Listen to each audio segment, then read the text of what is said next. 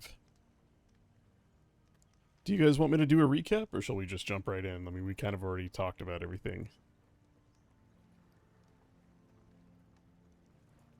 I'm thinking about our fans, There's nobody. but There's nobody in chat yet. Starsha's oh, there. Oh. Well, I guess I better do a super crappy recap that I didn't write beforehand. I'll just run it off the cuff. yeah, In last week's session, the party having partially cleared out the tomb of Lady Tanamir, and retrieving the Dragonslayer longsword, ventured to the surface to check with Zarakin to see if it'd be okay if they could deal with the remaining flame skulls at a later time. He agreed, and also gave them vials of holy water to use to render the skulls inert once destroyed.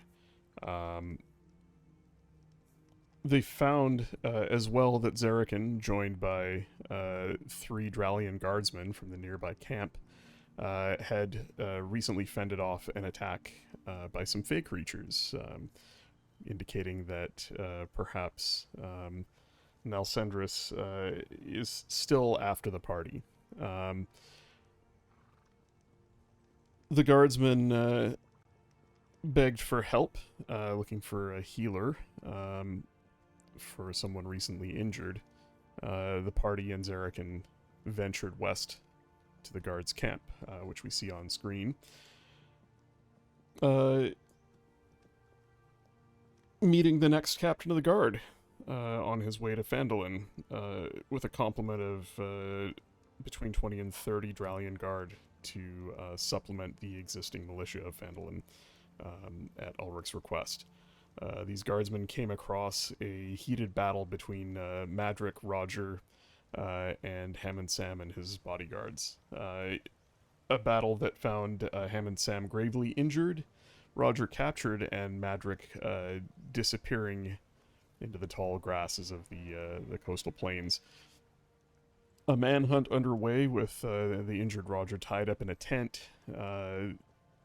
Lunalia and Zarakin rendered aid, and Lunalia learned that Roger knows, via Madrick, that the party was involved in this attempt on Hammond Sam's life.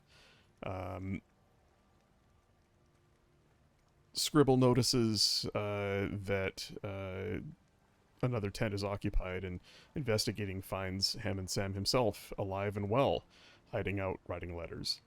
That night, with the party camping nearby, Scribble snuck into the tent of Hammond Sam, finding it empty, and relieving the tall man of a bottle of fine drink, also leaving him a note.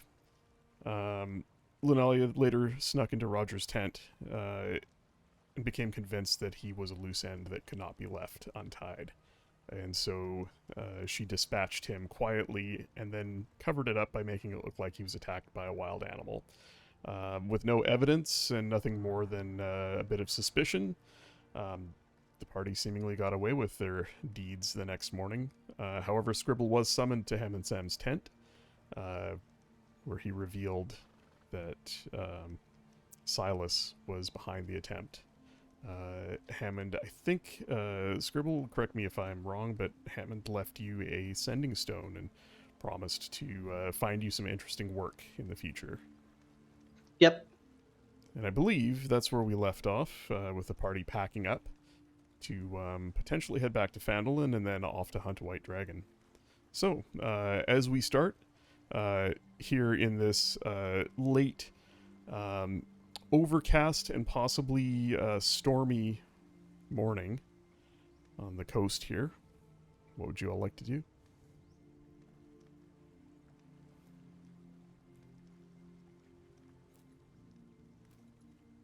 Oh, Louis sat on a log reading for most of the session, by the way. Oui, I got much learning done. And actually, RF, if you want to retcon any of that reading that Louis was doing as possibly, research, digging through a big stack of books that you've got in your little radio flyer wagon, reading up on the white dragon or white dragons in general, you could certainly make a check to recall some information if you haven't done that already. 1 sec. Be like a history. I mean, for just general knowledge about white dragons, they're, where they like to lair and what they're like, what can hurt them, what can't hurt them. It'd be like a nature check.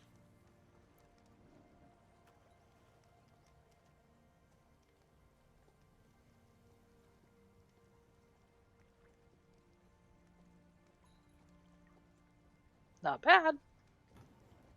Not bad at all. Well, I suppose I better bring up the entry for white dragons here. One of the books, and I think we'd covered this before. One of the books that you had in your collection that you packed up and brought with you when you traveled west was a book on dragons. And thumbing through the pages and finding an entry on white dragons, there is some obvious information that comes as a surprise to no one. They are a creature steeped in almost a supernatural aura of cold. They can breathe a cone of cold quite a distance. They prefer their prey frozen, bringing live or recently killed creatures back to their lair, using their cold breath to freeze those creatures in place. And once thoroughly frozen, they feast on their crunchy remains. The mere presence of a white dragon, especially the larger, older ones, can be terrifying enough to send even the bravest of warriors running away screaming. Their thick hide and tough scales are resistant to all but the sharpest of weapons. The entry doesn't talk about any vulnerabilities per se, although given that they're a creature of cold, perhaps intense heat, if not more damaging to them, would at least cause them to recoil, if but for a moment. You do find that they are immune to cold damage, but that's really not a surprise to anyone. They tend to lair in deep subterranean chambers, icy caves, and while it's not as common as with other dragons, they do sometimes take minions, servants. Kobolds and other such creatures, although they tend not to allow them near their lair for long periods of time. They are apex predators. They have incredibly fine-tuned senses, can smell prey from a long distance, have long memories for smells, sounds, and sights. And they are not intelligent. The least intelligent of the chromatic dragons. Solitary creatures as well. Is there anything specific with that role? You could, if there's something specific, if the book has it, you could certainly ask, or certainly delve for it. They like to make their homes in caves in the mountains. Is that right? Or in... Icy caves, deep subterranean chambers, in high mountain vales, caverns and cliff faces, labyrinthine ice caves. But the one thing that all of you know, and the advantage that you have over the other group of dragon slayers, is you have a good idea where this white has made its home, or at least you have a good idea where it was not long ago. And that is Icespire Hold, the former home of the Grey Orcs of the Broken Blade, Lotroc and Kern's clan. So I relay all this as we're walking. I guess, are we walking at this point? If there's nothing anybody else wanted to do at the guards camp, you could certainly head back to Yeah, I don't certainly think head to there wherever you was. want to go. I don't think there was a reason for staying. I got no reason. No, I'm good to go. So as we're walking, I will relay all this information. Um, and also, I think that there will be one other advantage, and that is that um, this thing does not like us, and it has our scent. So when we get close, it will likely come find us. We could use that to. Yes. It does have one advantage over us. It can fly.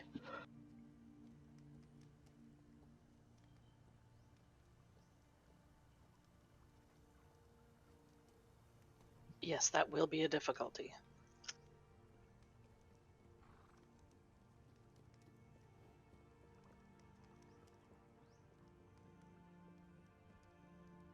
So we're just going straight back to town, right? Do we? I mean, do we go back to town, or should we just go find a dragon? I think the plan was to go to town and pick up supplies. Well, I can tell you this: you are sitting at 7 provision points after your last night camping. Sorry, 1, 2, yep, 7 provision points after your last night of camping, which is enough for 7 days of travel. And remember, you can spend them on other things as well. You could head back to Phandalin.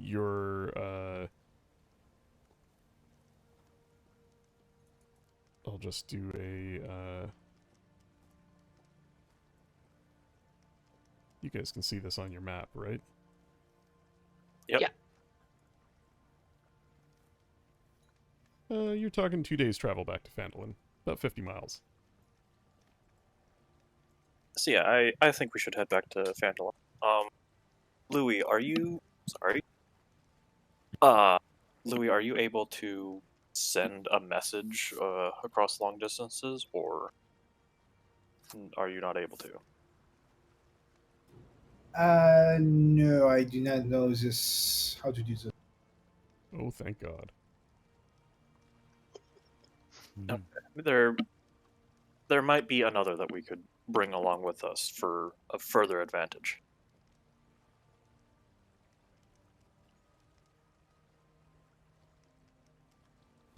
And who is that? Do you remember the half orc, Kern, that went with us to the Rockseeker camp?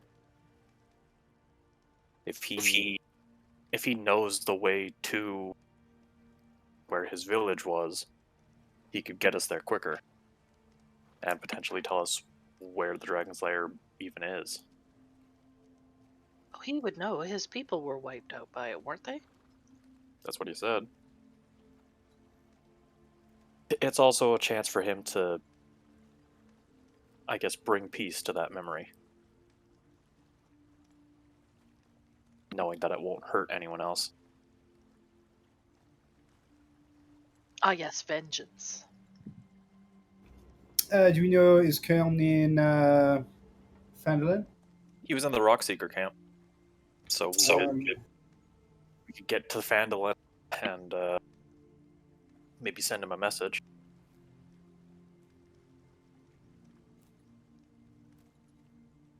Maybe Linine or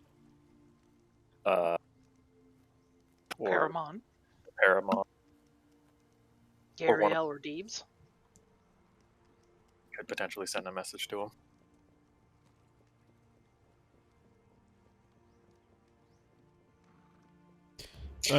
Keep in mind the Rockseeker camp is just a day past Phandalin, and you could cut north through the mountain pass, and then follow the foothills to Icespire Peak. There's a couple different ways you could do it. If you If you sent him a message, he'd have to either you'd have to wait for him to come to Phandalin, or he'd have to travel north through that mountain pass alone to meet you on the road there. Just looking at the map, you are come on. You are here. You are thinking about going here. He is here. And Icespire Peak is somewhere over here. Somewhere south of where you'd camped on the backside of a hill here, Wyvern's Tor, previously. And Icespire Peak is actually not far from it. So yeah, we could maybe send him a message, let him know that we're going to be heading that way, so he can get ready. And then pick him up and then go the rest of the way. I do not know anyone that knows how to send a message like this, but we just stop by and scoop him up.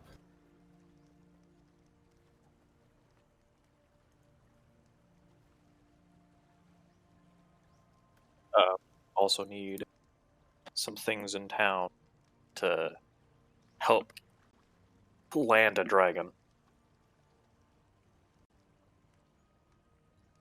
Perhaps some cold weather gear as well. That as well.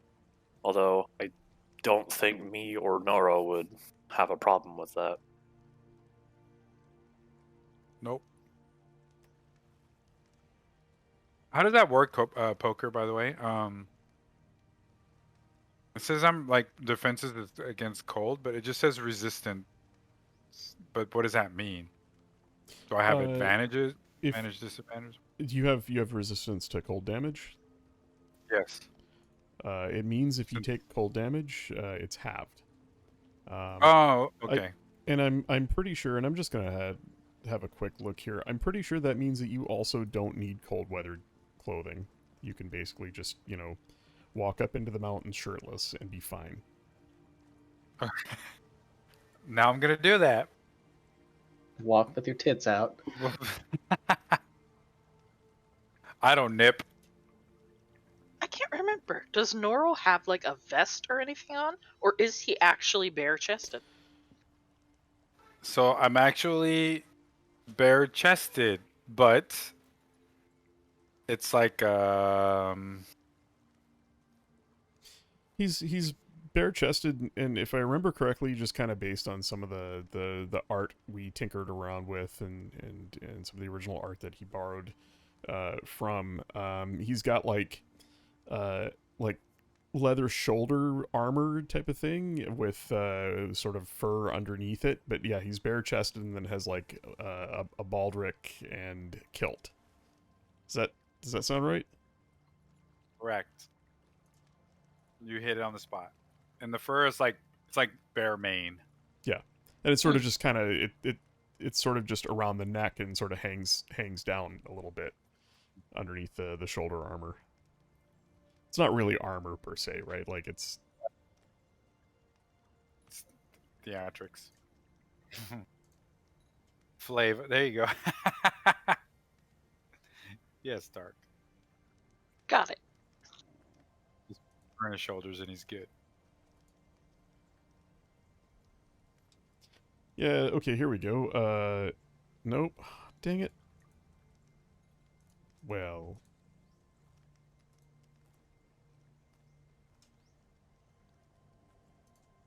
That's not helpful. Let's see.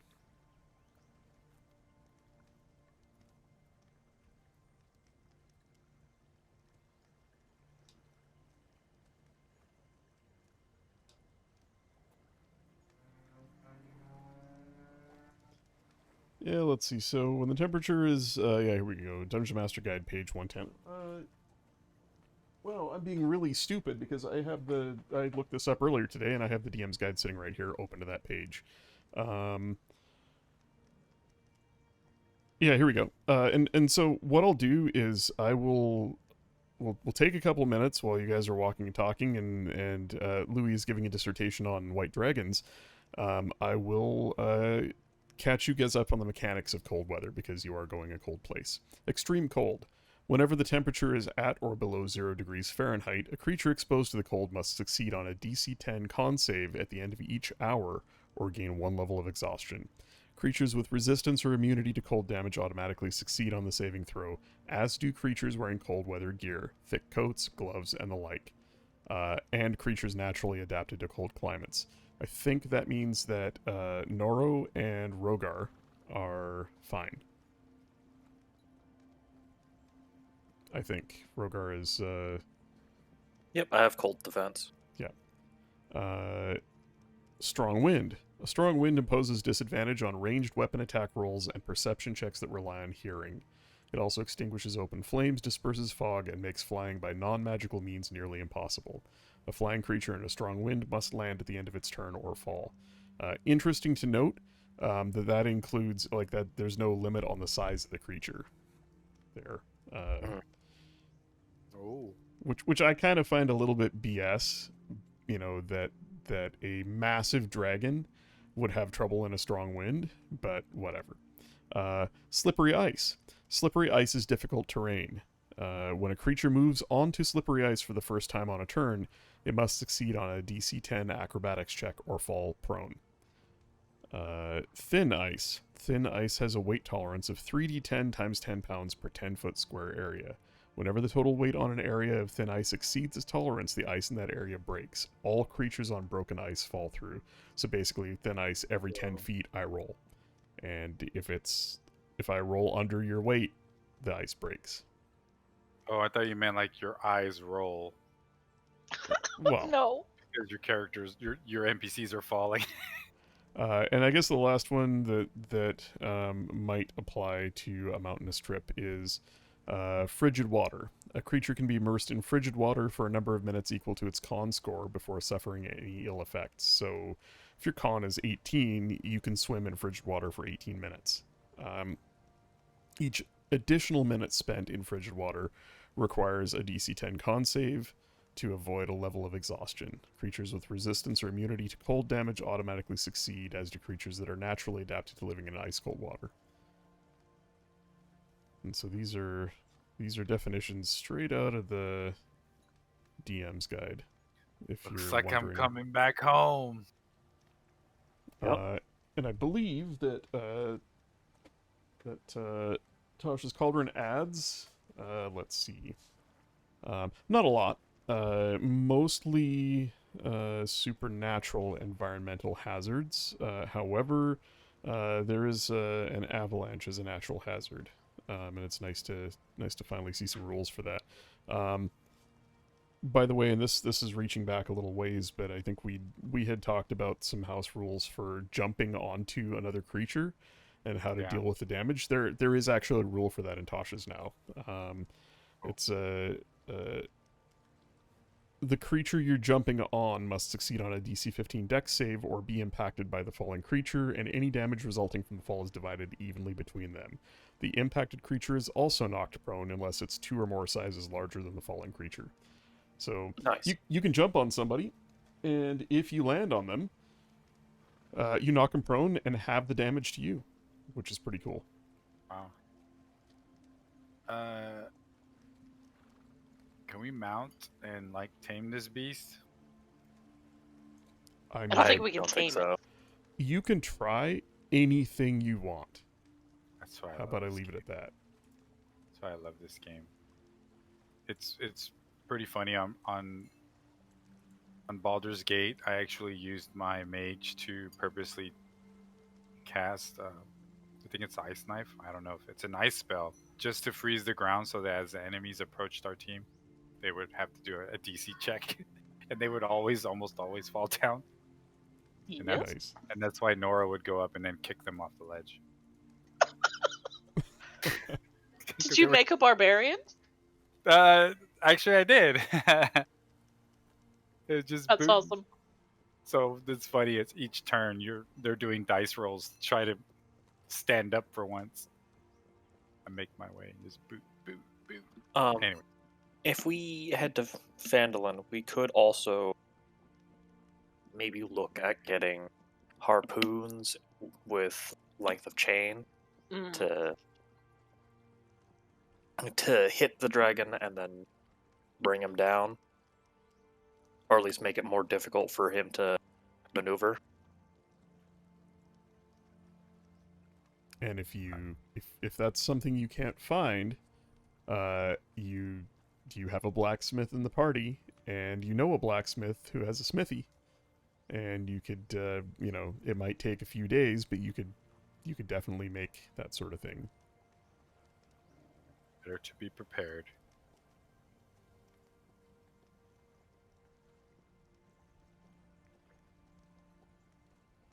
Alrighty, Laurels. so back to Phandalin you go, and I guess the only question I have before we hit that fast travel button is, are you guys going to spend the 2 days on the road, or are you going to teleport?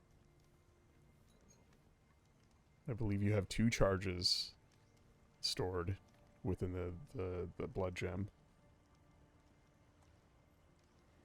If we use it right now, teleport to Phandalin, are we spending the night there and heading out at first light?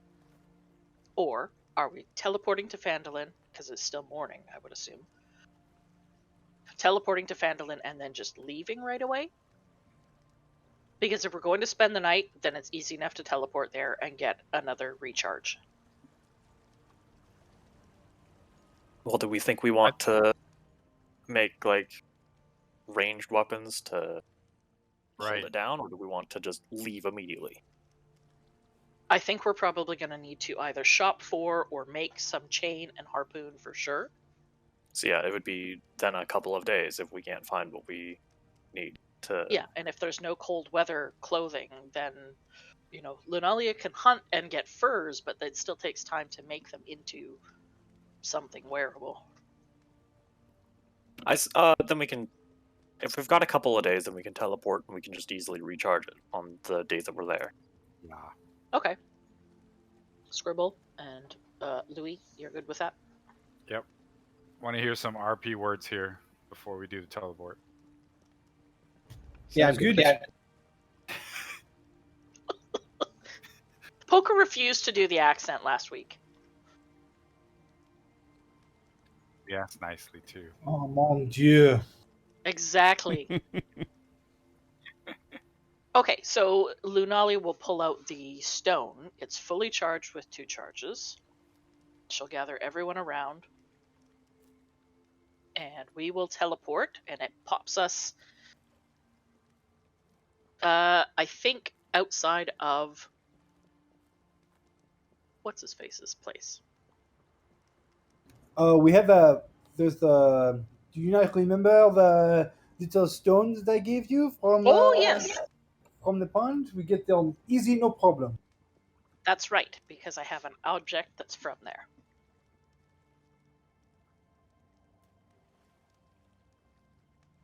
All right, so So- you're teleporting. We are teleporting. Well, as you clutch the stone in your hand, and it glows with that deep crimson pulse.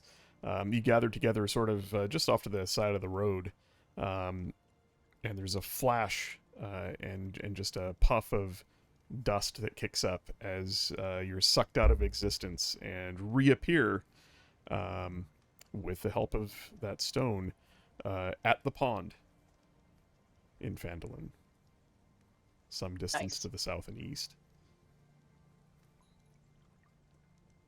Seemingly nobody around. You hear what normal day-to-day slice of life sounds you would expect to hear from the nearby town.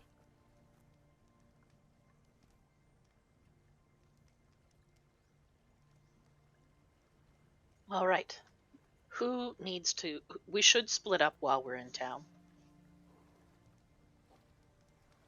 to make shopping and such much easier. All right. I'll head to the smith to find out if there's harpoons and chains. I'll head with Noro.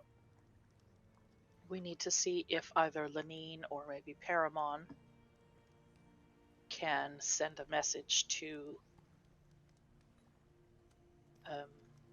not Lodrock, the other one. Kern. Kern. Kern.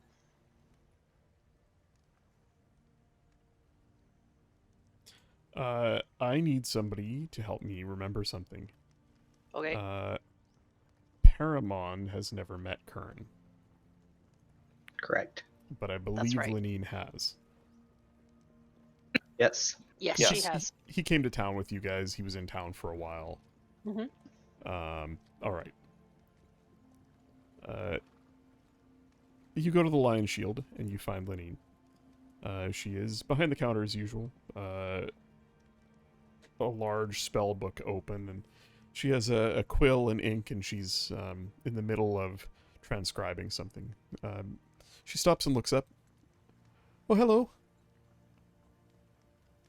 Welcome back. Yes. Lenine, we have a favor to ask. Do you have the ability to send a message or a request over long distances? You know, if you'd asked me a month ago, I would have said no. But you are in luck. Paramon has taught me how. Oh, that's good news. Yes, one of the few spells he has memorized, always. So, I hope it's someone I know. Oh, is that important? Yes.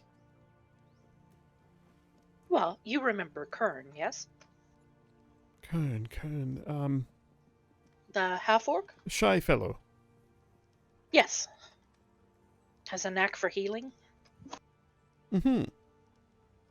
Yes, we 25 words, and he can respond in kind. If, he is what I think he is, he would know the spell as well. well, I'll tell you what we need to ask of him. We are going up against the white dragon that wiped out, we assume, that wiped out his community. And we would like his help in locating its lair and then putting an end to it. If he would like to come with us, we can meet him on the road heading there at a place of his choosing. So if you could fit that into 25 words.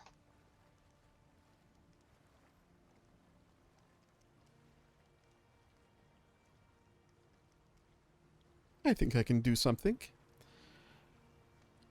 Hold a second. And she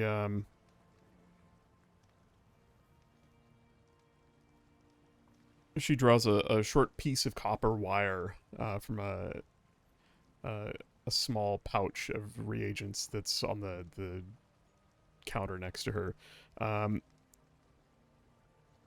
Weaves it into a complex knot, and as she pulls it tight, there's a shimmer of arcane energy that sparks about it, and she begins to whisper into it. A minute, 2 minutes goes by, and you see her nodding. All right. He will meet you north of the mountains. There is a pass he thinks you know of. On the north side of the pass, he will meet you. Very good. Thank in you. 2 days, but he'll wait as long as it takes. Excellent. We will meet him there then. Good. Anything else? Would you happen to have cold weather gear? Warm furs, extra blankets, things of this nature? Not in bulk. Is there anyone else in town that would? Elmar would have cold weather gear. I do have a fine fur coat, but I don't think you'd be interested in it. A fine fur coat? Would you like to see it? What kind of fur?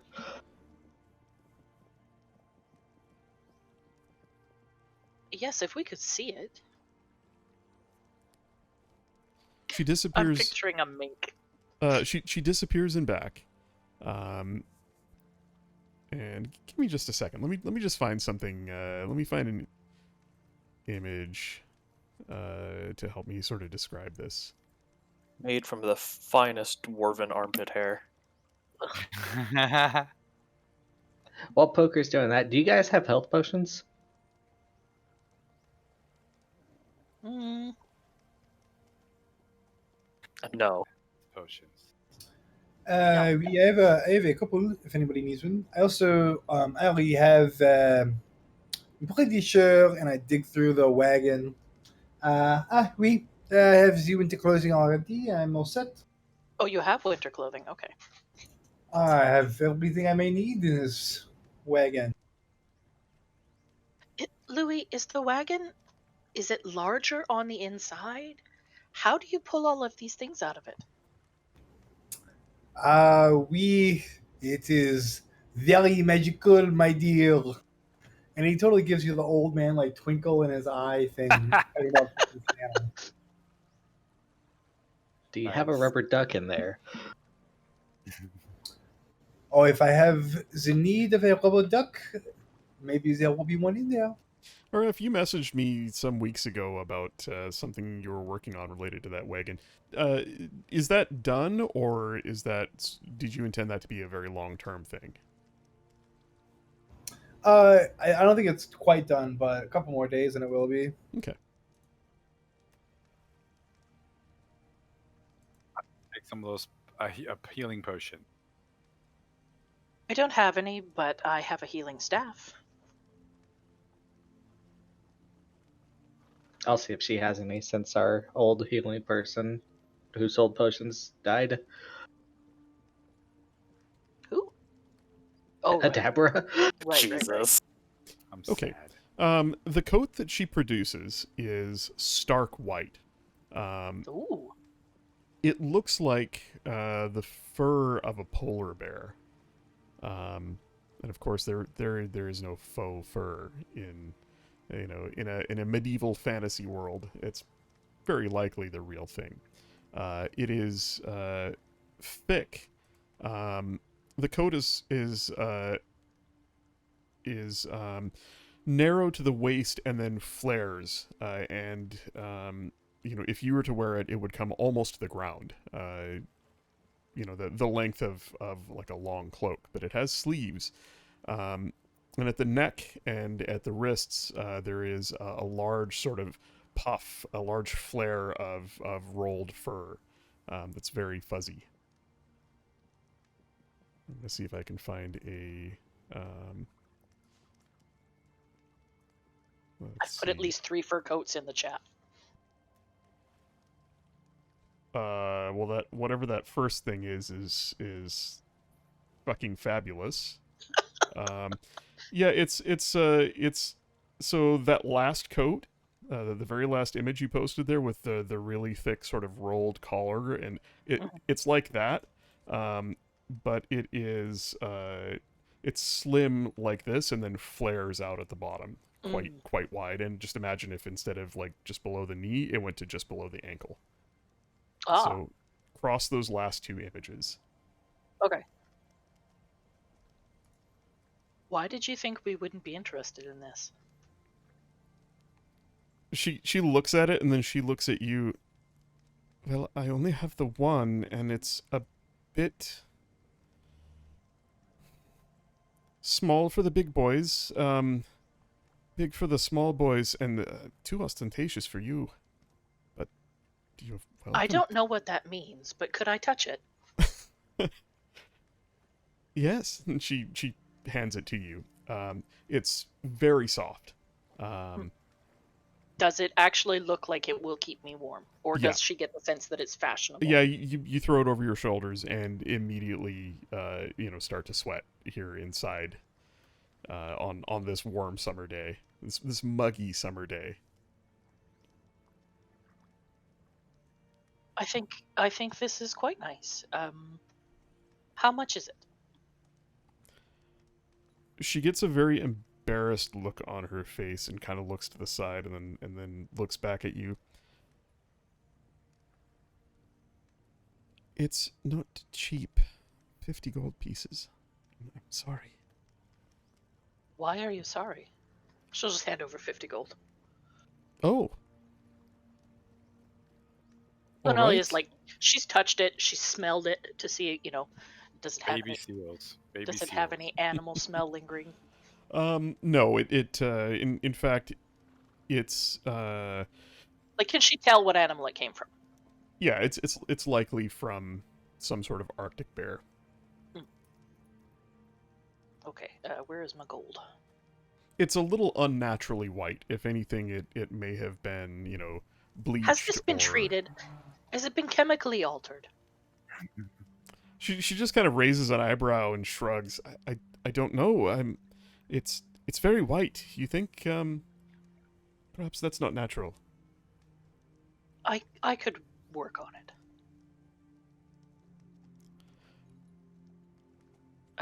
Judging Okay, by so the 50 adventures gold? you and your friends have, I'm sure it will be red in no time. I don't know that I know what you mean. Okay, I've removed 50 gold. All right. Give yourself a fur coat. You can just add cold weather gear. Okay. To your inventory.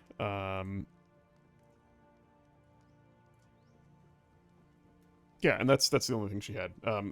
Definitely more a fashion item than like stocked more as a fashion item than as cold weather gear for some prospector or adventurer. And that's kind of the now that the Lion Shield Coster is well stocked again and receiving shipments regularly. You look about and you can see there are weapons and armor, a few pieces, but they're all show pieces. They're all very very ostentatious, very highly polished and gold inlay and just very fine quality, but very much show pieces. And a lot of the stuff in here is very, there's fine chairs and a table set and, fine china and all sorts of. It's like a variety shop that's got a bunch of home furnishings and clothing and stuff, but literally everything in here is spendy. Right. And not the sort of thing you normally see in a town like this.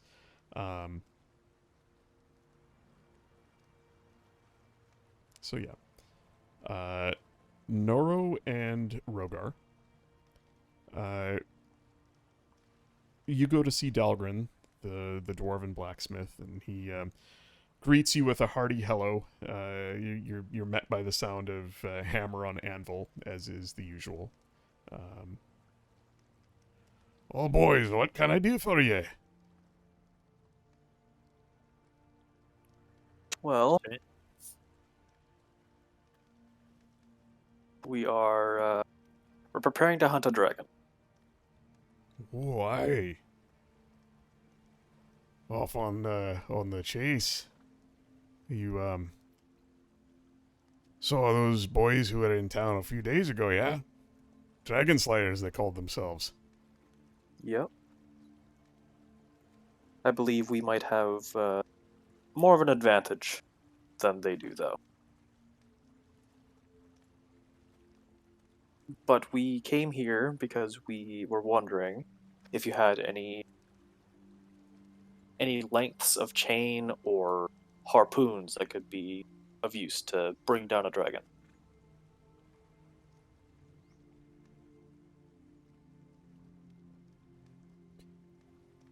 Chain I've got plenty of.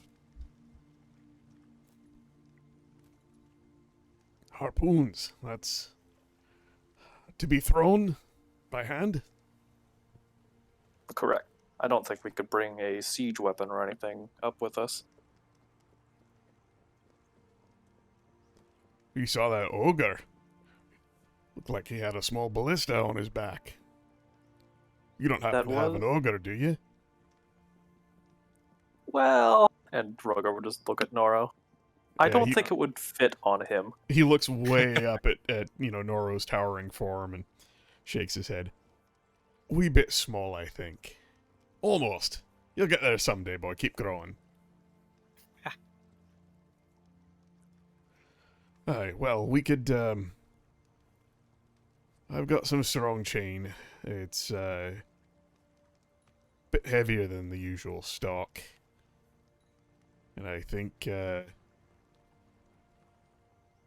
Noro and I here could, put something together for, harpoons. How many are you thinking? 2, 3? 3, maybe? Right. I'm just having a look at equipment here.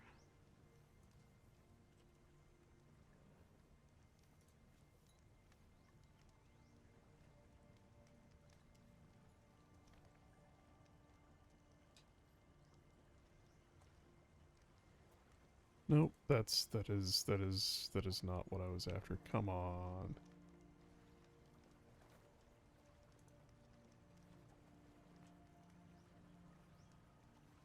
Nope, that's it. Here we go.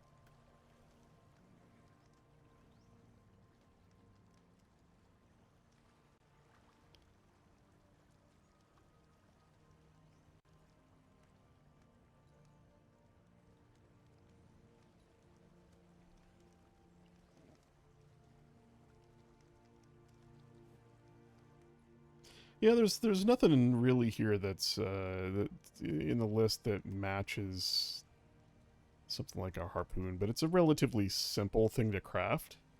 3 of them I'd say would take no more than 3 days total. Along with affixing the affixing the chain to them in a way where if thrown with enough strength, the harpoon would pull the chain along with it.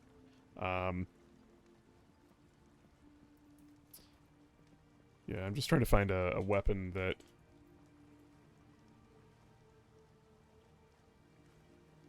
Ooh, I like this one. Here's a cool homebrew for harpoon.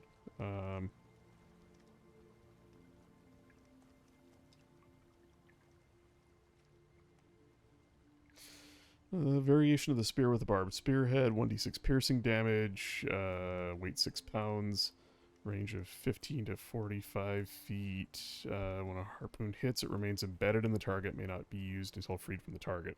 A large or smaller creature hit by a harpoon has its speed halved. Until the barbed head is removed, the harpoon creature will take a hit point of damage per turn if it moves or takes an action. You can use an action to attempt to pull the creature towards you. Yeah, it's basically it's a ranged grapple. The range is not great. Oh dear. And I'm just having another. We're gonna have to hope for strong winds.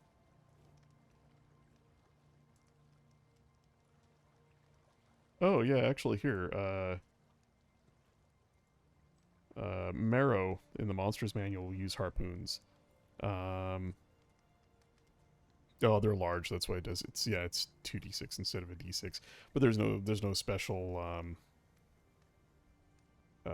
It's 20 to 60 feet. Yeah, it's fine. What we'll do is we'll just, for simplicity's sake, I will call a harpoon a spear.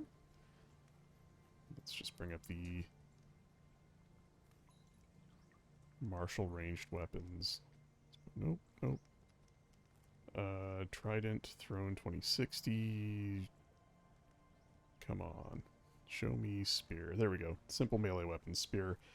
20 to 60 feet. Yeah, we'll just call it a spear. Trident's 5 gold, a spear's 1 gold. Yeah, it could be crafted in a single one could be crafted in a day. Let's say 2 days for 3 of them. Okay. And how much chain were you thinking of? Well, I don't really know how high up this thing is gonna fly. But, depending on how far these things can be thrown. Well, You said 2060? aye. Maybe 50 feet of chain? Right. So once you 2 coils, maybe. once you get this thing on the ground, are you gonna try and wrap it up with chain, or is the chain you done with the chain once you get it down? Well, it depends on where it lands, I suppose, or how it lands. But we could try wrapping it around the dragon and then just hammering it in or holding it.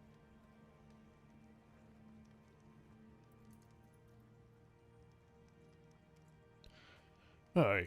In game mechanics terms, I'd let you use chain to grapple the creature.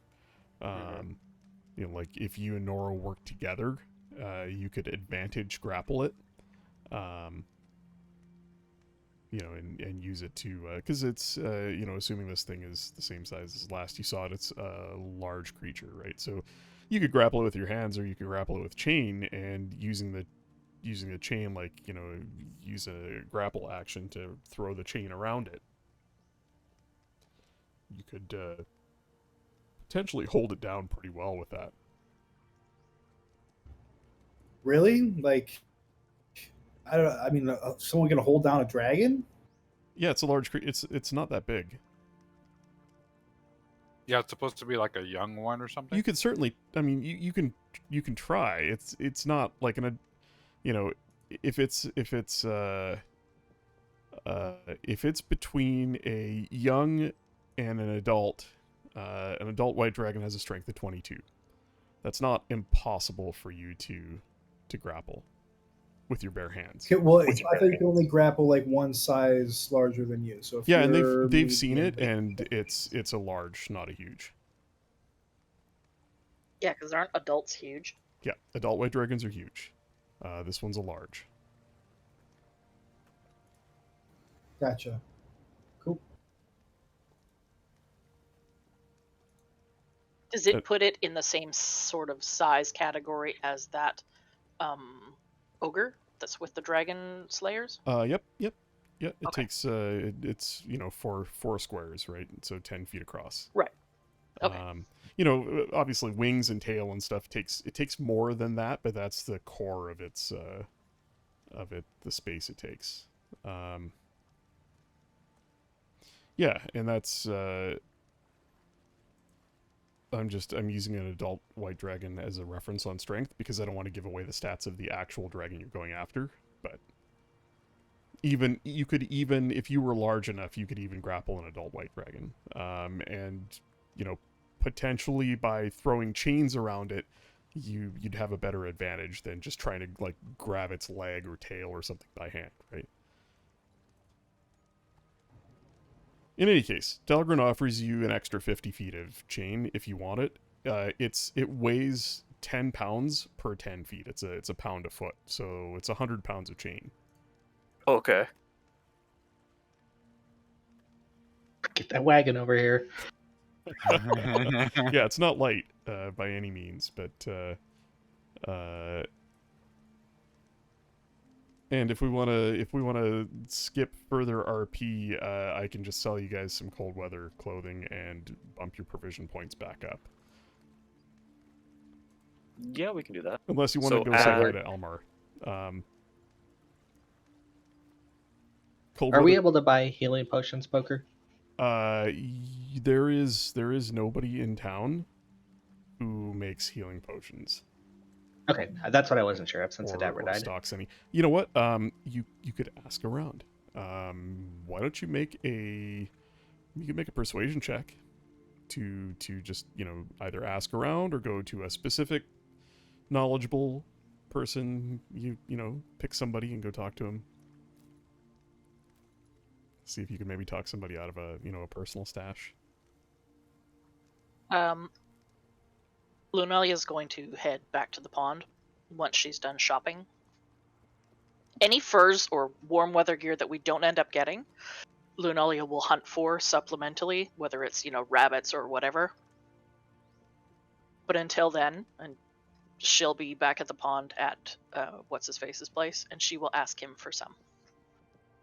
Oh, you're gonna ask Darren for healing potions? Yeah. So should I add 5, I guess, chains to my inventory for 50 feet. Yeah, I'm not sure how it's. What is it? Is the item itself in like 10-foot lengths? Yeah. Yeah, I don't really. I guess.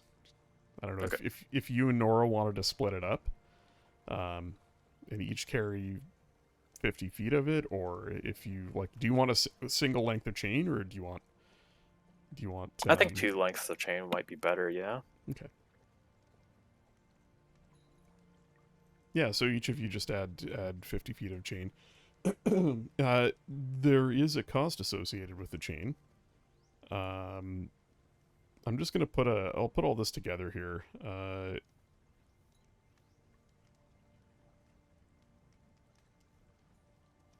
Working with Dahlgren,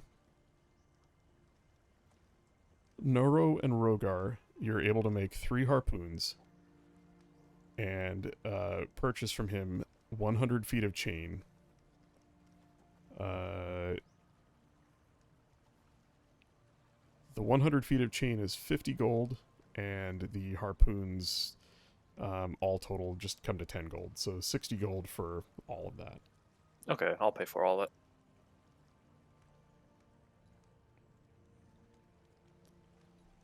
Did you want me to pick a specific person or just roll persuasion poker? I want you to tell me who you think you might ask when you're sniffing around for this. I think probably Gary L might be the most. Mm. All right. I'll get to you in a minute. Cold weather clothing. So Linolia's got hers. For oh god, I guess it would just be Louie and Scribble. Unless either of you want to play around with, something magical to keep you warm. Cold weather clothing is 10 gold. Yeah, I'll already have some. Well, Oh, so it's just scribble. I have a large warm fur that can be worn like a cloak. If Scribble doesn't want to buy anything. I'll just spend the 10 gold for. Okay. Good, I don't have to lose my fur bed. Lunalia, you stop by Darren's place, and he's more than happy to see you. You ask him if he has any healing potions, and he smiles slyly and says, "I might. What were you looking to part with in trade?" I have gold.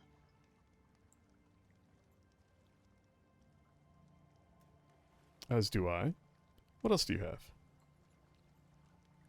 have? She's just going to open up her bag and dump the contents out onto his living room floor. And shuffle through them. He just You know, kind of... she's got seashells and some nice looking rocks, a couple of bits of wound up twine, a couple of fishing hooks. He sighs, and you look up, and you can see he's got his palm over his face. That's not what I meant. How about this? Play me a song. Show Are me you you've sure been about that? practicing.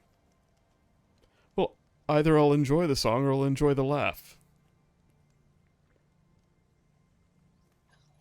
Okay, she'll pull her lute from her back, or her lyre from her back.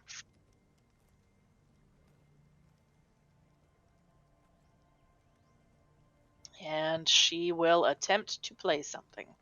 She will Performance check. attempt to play one of the last songs that she played with him. Performance. Where's a cleric with guidance when you need it? Ugh.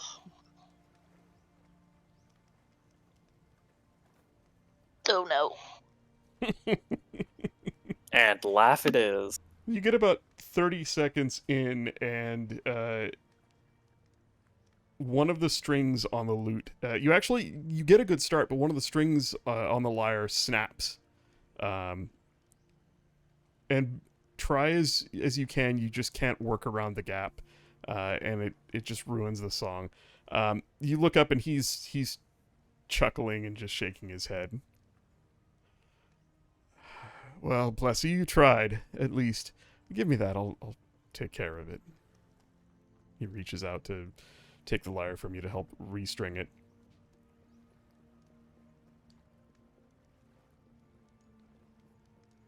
On to send it to. You weren't keyed up for any of that. Yeah, I didn't hear any of what you said. I wasn't keyed up for any of that? Nope. Can you still hear me? Yes? What was the last thing you said? The last thing I said was, can I leave the lyre here with you? It's now damaged. I don't have time to repair it. And taking it into cold weather cannot possibly be good for it.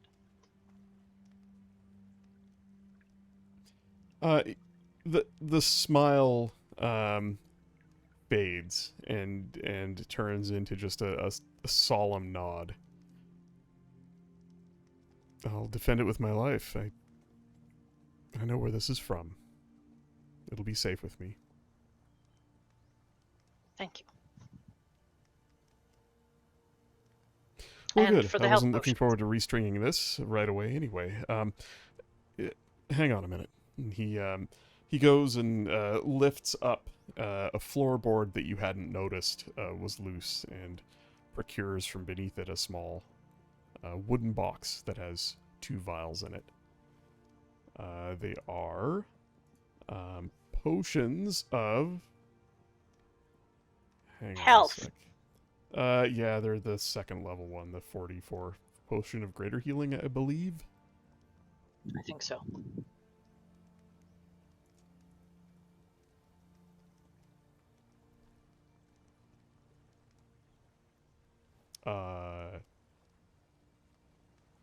Yep, potion of greater healing, 4d4 plus 4. Nice.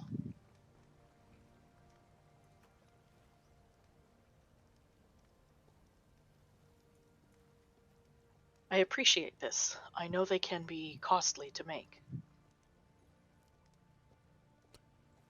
Yes, well, I suppose I owe the old lady in the windmill a visit. It's been too long. I'll just She's pop not by there. and... What? You won't find her there. She's Wait. gone. Not like She's her to returned leave. to the earth. Oh, No, she's returned to the earth. She gave her life to give Paramon his back. oh.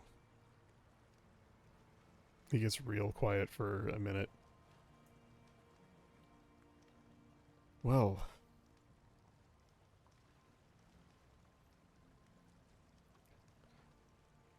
use them wisely then. I will. He just kind of stares at you for a long minute. Puts a hand on your shoulder and gives you just a reassuring squeeze. It's not my shoulder. Uh-huh. Best go. I'll keep it safe. Thank you. She will blow him a kiss and head out the door. You leave him standing there with his head shaking. Scribble, you go to see Gariel, and on your way there, you happen to catch Ulrich and a couple of the militiamen out in front of what used to be the tavern and is now the sort of makeshift barracks. He waves at you and beckons you over. Uh-oh, you're in trouble.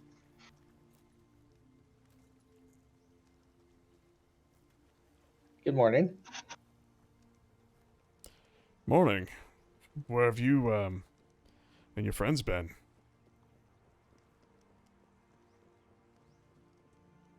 Any news? Well, we went and got a sword to kill a dragon.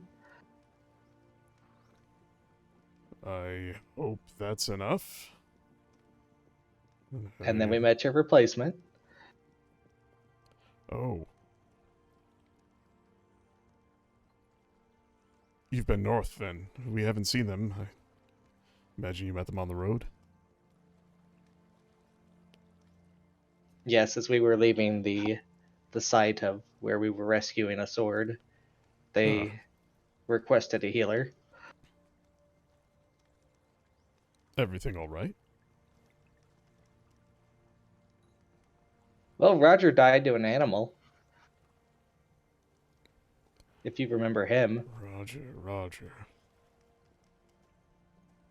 The idiot with the crossbow who hung out with Magic.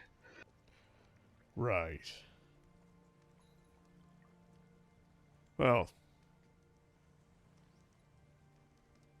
I'll have to, he just kind of looks around aimlessly. I don't have words. Not kind ones, anyway. And Madrick? What of him? We did not see him.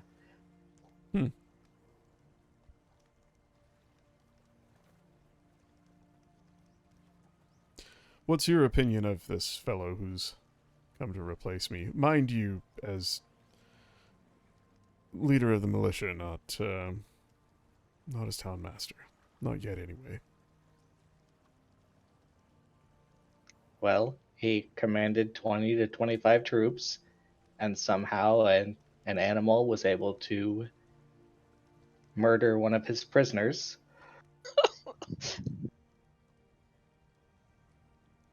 I don't know if that's a reflection of his troops or him.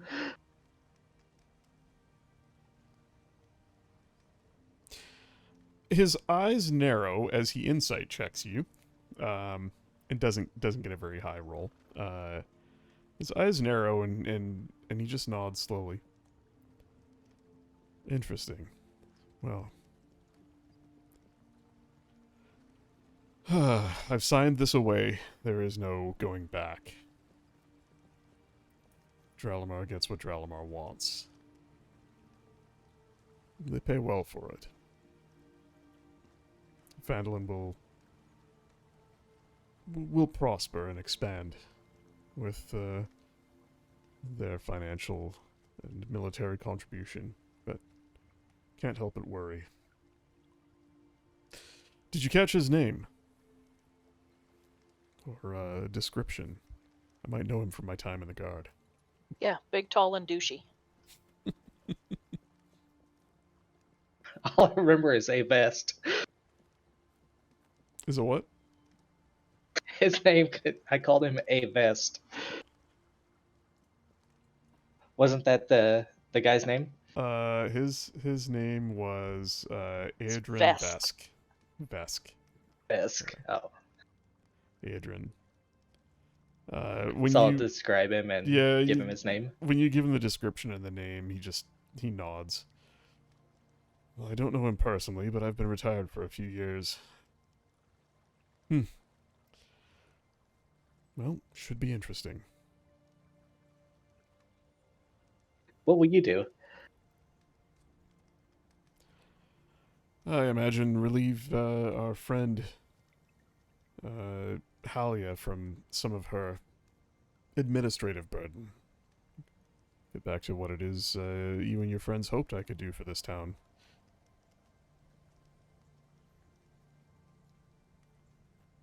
So you two will work together?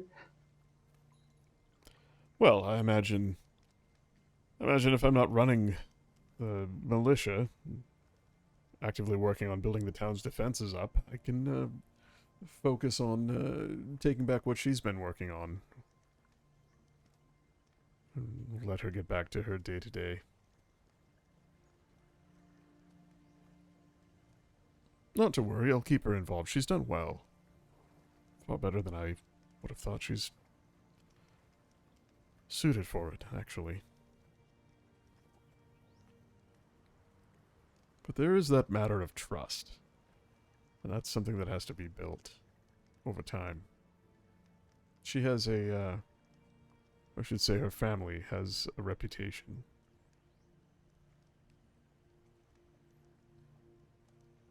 I've heard the story, and then that's how she ended up here. But I don't know what happened once she got here and how she became in charge of the miners' exchange. She set it up. The whole thing. I've never really looked into it. I haven't been here long enough to really have the time. But, well, someone's backing her. If she came out here on her own and got that successful that quickly, right?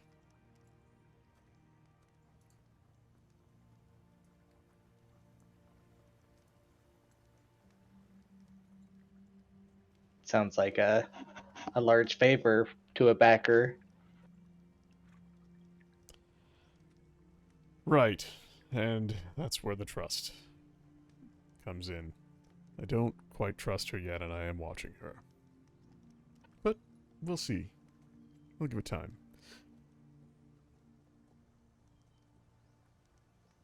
Are you all still interested in that dragon? The fellows who left here a couple of days ago haven't been back yet, although I imagine it might take them some time.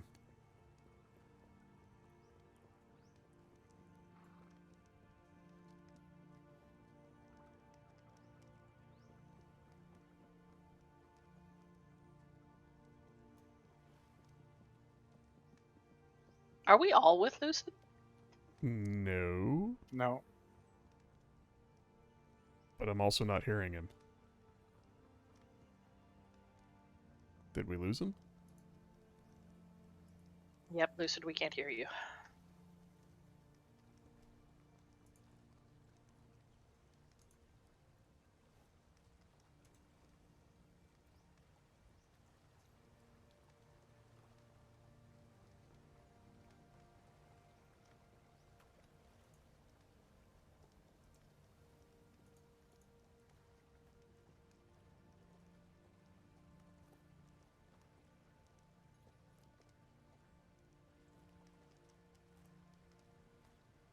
Okay, talk now. Can I hear you Hey, guys? yeah, there you are. Yep.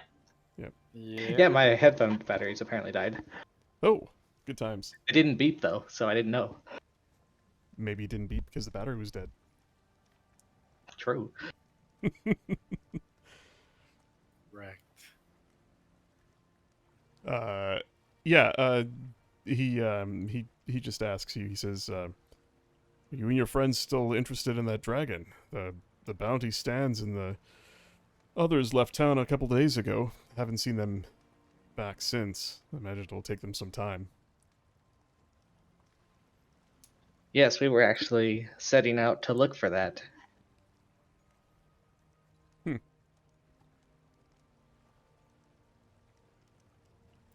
Any idea which way you'll be headed? East.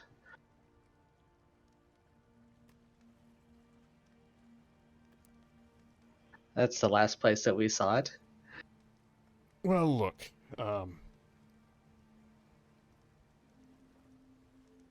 I can't play favorites.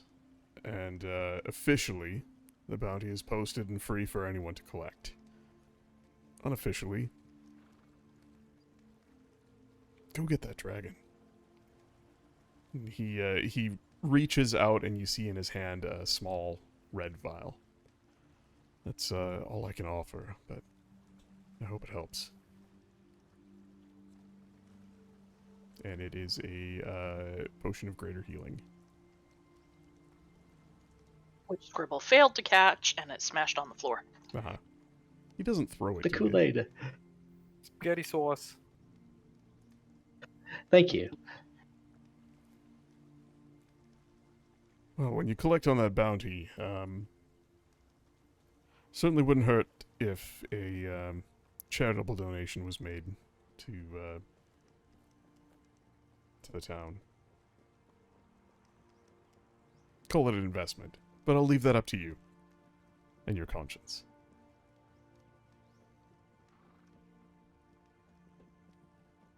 Well, I'm best sure of I luck. can find some coin for that. Oh, good. Best of luck. I hope to see you all again safe and sound.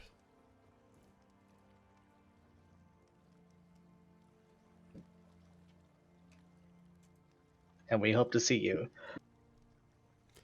I'll be here. Over the course of the next couple of days, the Noro and Dalgren craft the harpoons. The chain is collected. The whatever gear you need is collected. Do you want to top back up to 10 provision points? And I mean that's 15 gold. Do you want me to set it back up to 10 or? I'll Yeah. put 15 gold in. Yeah. Okay. In that time that we're still in town, I would also recharge the stone to full. Okay. Are you going to do it all in one shot? No. Or okay. Then yeah, you spend a couple of days and 4 hit dice on one day and 3 hit dice on the next, and you're good to go. Just keep in mind you only get a maximum of 3 back per day. Yeah. So at the end of 2 days, that leaves you down 1 hit die. 1. Yeah. Okay. I've also moved your marker back to Phandalin on the map. And why don't I do this? I will just grab a Kern marker, and we'll put him on the map wherever he said he would be waiting for you, thereabouts. We'll say that the direction he left was good enough. He basically said at the foot of the pass on the northern slope, north of the expedition. And so you think he's somewhere thereabouts.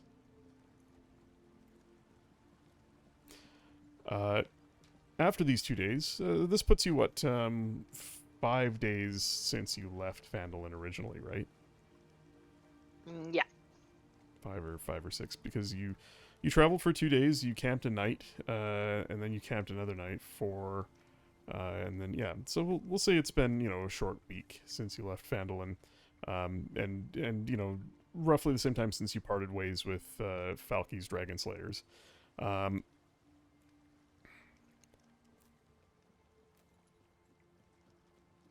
One day, right around the time that Noro and Dalgren are just finishing up crafting the last of the harpoons, there is a shout and then a scream, and we'll say it's maybe as the party is coming together to start talking about heading out out in front of the smithy, where Rogar is showing everyone else the fruits of their labor, the newly crafted harpoons. You hear somebody from the town square cry out, and then more shouts and screams. You look around and a shadow passes over the town. Ah, shit. You look up to the sky and you see far, far above the wingspan of what can only be the White Dragon. Hundreds of feet overhead. In fact, so high up that the shadow that it casts, is almost like that of a cloud passing in front of the sun. Just for a split second, the light just around you winks out, and you hear something. You hear a whistling sound. Oh no! About 30 feet away from you, there is an impact. People run. The ground shakes, and you look over and see a 5.5 foot long ballista bolt buried about 2 feet into the ground, a length of rope trailing behind it, coiling loosely as it falls to the ground. And as you see this bolt, the shaft bloodied, next to it lands with a sickening squish crunch, an object, like a small stone, a small boulder. It hits the ground, and there's a disgusting crack and a splat. And you look, and it is an ogre's head, Ooh. with a strange-looking helmet, cracked in half. It was Tiny the Ogre. Oh man. How high up did you say the dragon was? Several hundred feet. What is several hundred exactly? Why are you thinking about dimension dooring up and having a chat? No, but Earthbind has a range of 300 feet. I'm gonna let the dice decide.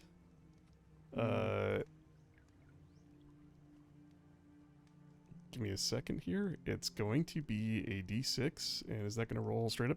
500 feet. Oh, that didn't. Here. I forgot I have it set to roll for the DM only, and I'll just paste it in the thing. Come on, group chat.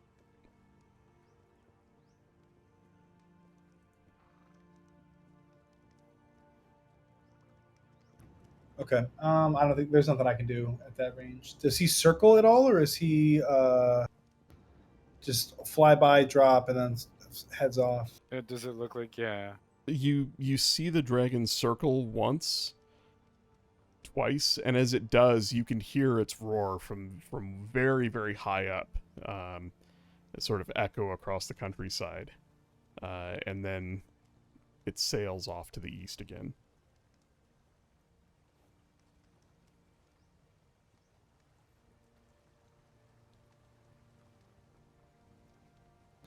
Well, it looks like we will probably beat the penalty to the punch, eh? Looks like they beat us to it. Unfortunately, they didn't succeed. That doesn't look like a punch. I There's did a- warn them. There's a crowd now gathering around this ballista bolt, and the cracked melon of a severed head. I was that gonna. Huh? I was gonna ask Booker. Does the town itself have equipment, like siege equipment? No.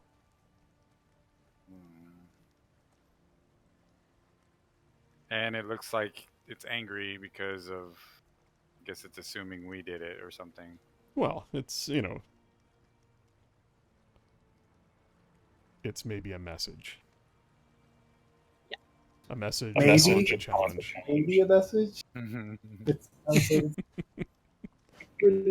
not a lot of room for interpretation when you drop a head on a town. I mean, it could be, this world's biggest coincidence that it just happened to drop this thing in the middle of town. Yeah, he's And flying then overhead. He's circle like, twice. oh shit, oh shit. Oh, I dropped. Oh, I dropped. dropped it. Oh, shit. I was gonna eat that later.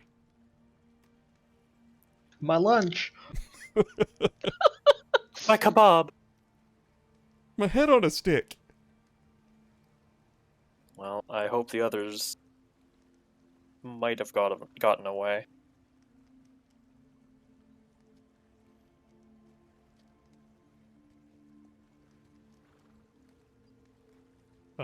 Ulrich and several town militia show up.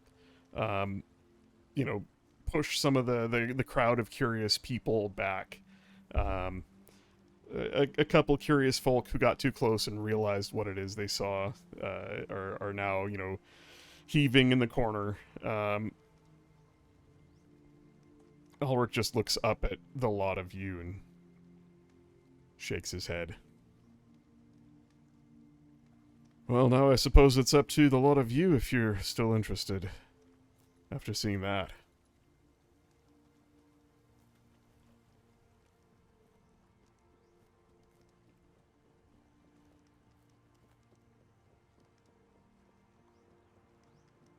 Does the bounty go up after seeing that? I didn't set it. I would think it's high enough as it is. Looks like it has to be us now. So the screaming is going on, the head drops, and town is still in disarray, right? I mean, people are starting to settle down a bit, but you can hear, there's rumors spreading and whispers in the streets and people going to tell neighbors what they saw, and there's going to be a bit of upset for a while, but there are now several town militia that have circled the landing site, and you see The dragon protected us from the ogre. yeah, you hear a couple of good riddance and some jests and laughter as well, nervous laughter as it is. Ulrich quietly, he walks over to you and quietly says, I think Drelimar hoped the bounty would be enough. I did ask for equipment to help defend against this dragon, but they seem to want to leave it to a financial solution. I will ask again, but for now, a hunt is all that they've promised. Well, financing a hunt. So,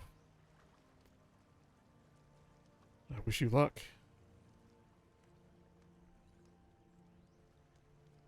We'll be back one way or another. Right. And we'll be here, I hope. So, is there anything else that you want to purchase before you head out? Purchase, make. Actually, I have a question, Poker, because I noticed Noro's looking in his equipment and he's noticed that he has the Dreadblade Death Knell.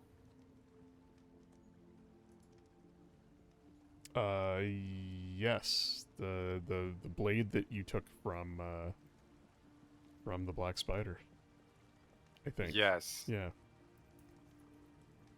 I guess because Noro just notices that it's markings on there, but he's unsure about what it's capable of. Can I take that to Lenine and have her look over it while we handle the dragon thing? If you want, I could take a look at it for you. Oh. Louis, Or I also understand if you'd rather it be out of your possession for a little bit. Yeah. Plus, I need to talk to Lenny anyways. She's supposed to have some boots ready for me. Oh yeah, shit, boots. That's right. Shit boots. Shit. Did you? I don't remember if you paid for those in advance or not. No, I couldn't afford it at the time. Ah. Lunalia told him that she would help him pay for them. Right, she did, but I have actually the total amount. I don't even recall what the hell they were. I have it written down somewhere. 7 gold. No, it was Boots of Speed. 70 gold. And it was 1,500 gold. I'm glad you wrote it down. I have it somewhere, but it's probably a million session summaries ago. Oh boy.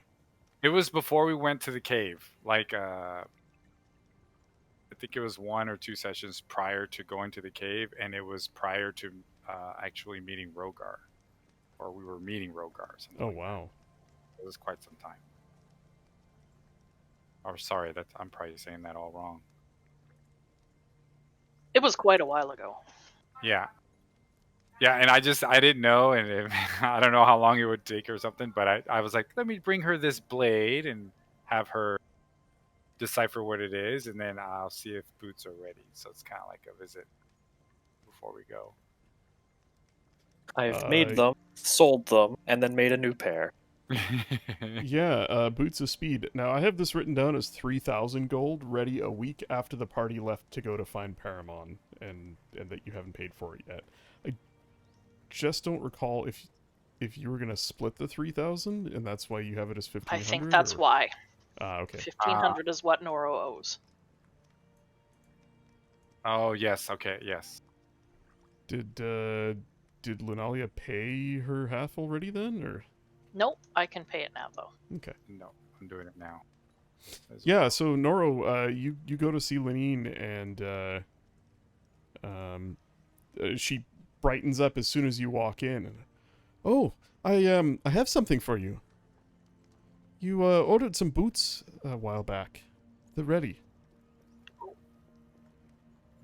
Great, but I actually came for something else, and Oh. I kind of bring the weapon out, and And Louis, by the way, you already identified the weapon. I think you might have been away that week. Oh, okay. Yeah. yeah, you kind of gave me a brief description, but I guess you could say like I just wanted a thorough look at it, and I mean I don't have any other details on it. Also, I don't know if it was fully identified because there's no details on it other than it was There was something weird about it. okay. I think. And so Green magic, green something to it, and I'm like, and I'm not familiar with that, so I figured Lenine, who was practicing, would kind of like, can you look into this? Now that Paragon's also with her, I figured we could nail something down. you place the blade on the counter in front of you. She passes a hand over it. There's a bit of a blue-white shimmer, just a glow of shimmering arcane essence beneath her fingertips. And she kind of stares off into space, nodding, and then she looks at you. Where did you get this? It's quite powerful.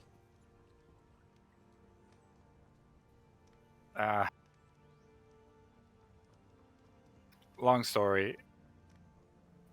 Just if you could look and I don't know if you could tell me more about it when I get back. I'll tell you all about it.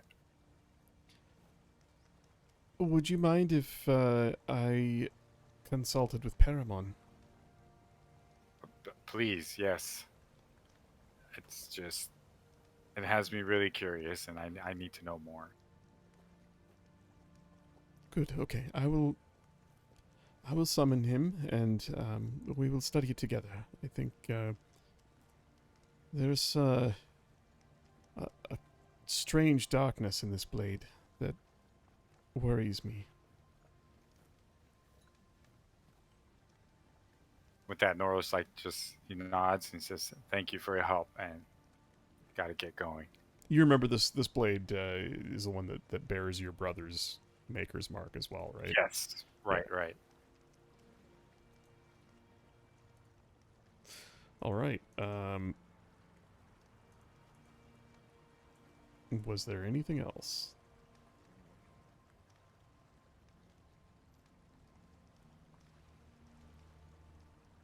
I don't think so. No. Nope. And Hummer said you didn't have a potion. Oh yes, right. I did not have a potion. Okay, I'm gonna give you the one that I got from Wilbur. Yay! Does anybody else need a potion? I have some as well.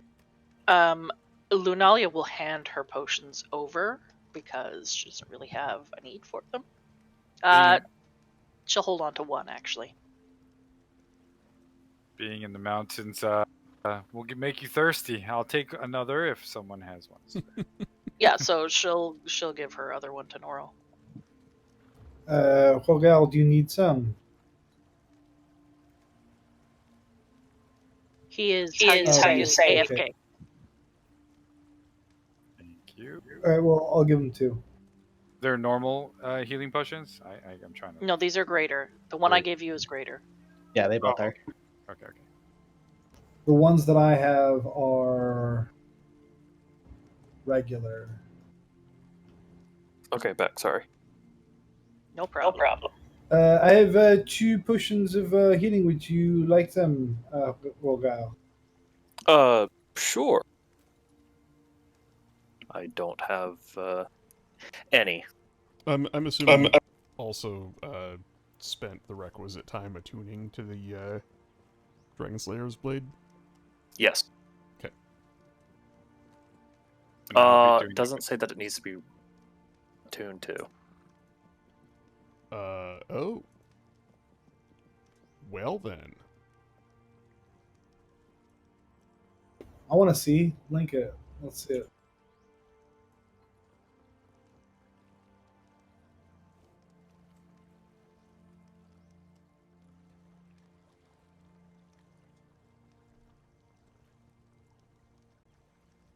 You are correct, sir. It is not a weapon that needs to be attuned.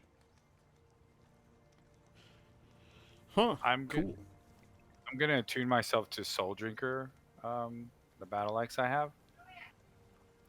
In addition to the Boots of Speed, or is that possible?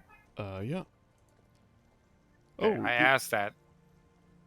Okay, go ahead. yeah, sorry, yeah, you can attune up to 3 items. That's right, your sword is also not attuned, is it? Well, Clangor doesn't show up as needing to be Right. attuned, Yeah, because but it's Soul just a Drinker, +1 weapon, right? And right? I don't think I think +2 and up are typically attuned.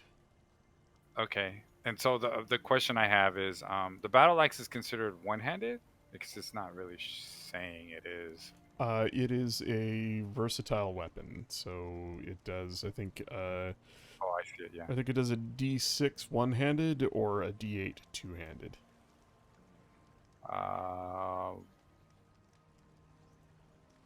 1d8 plus 4, and then I see a 1d10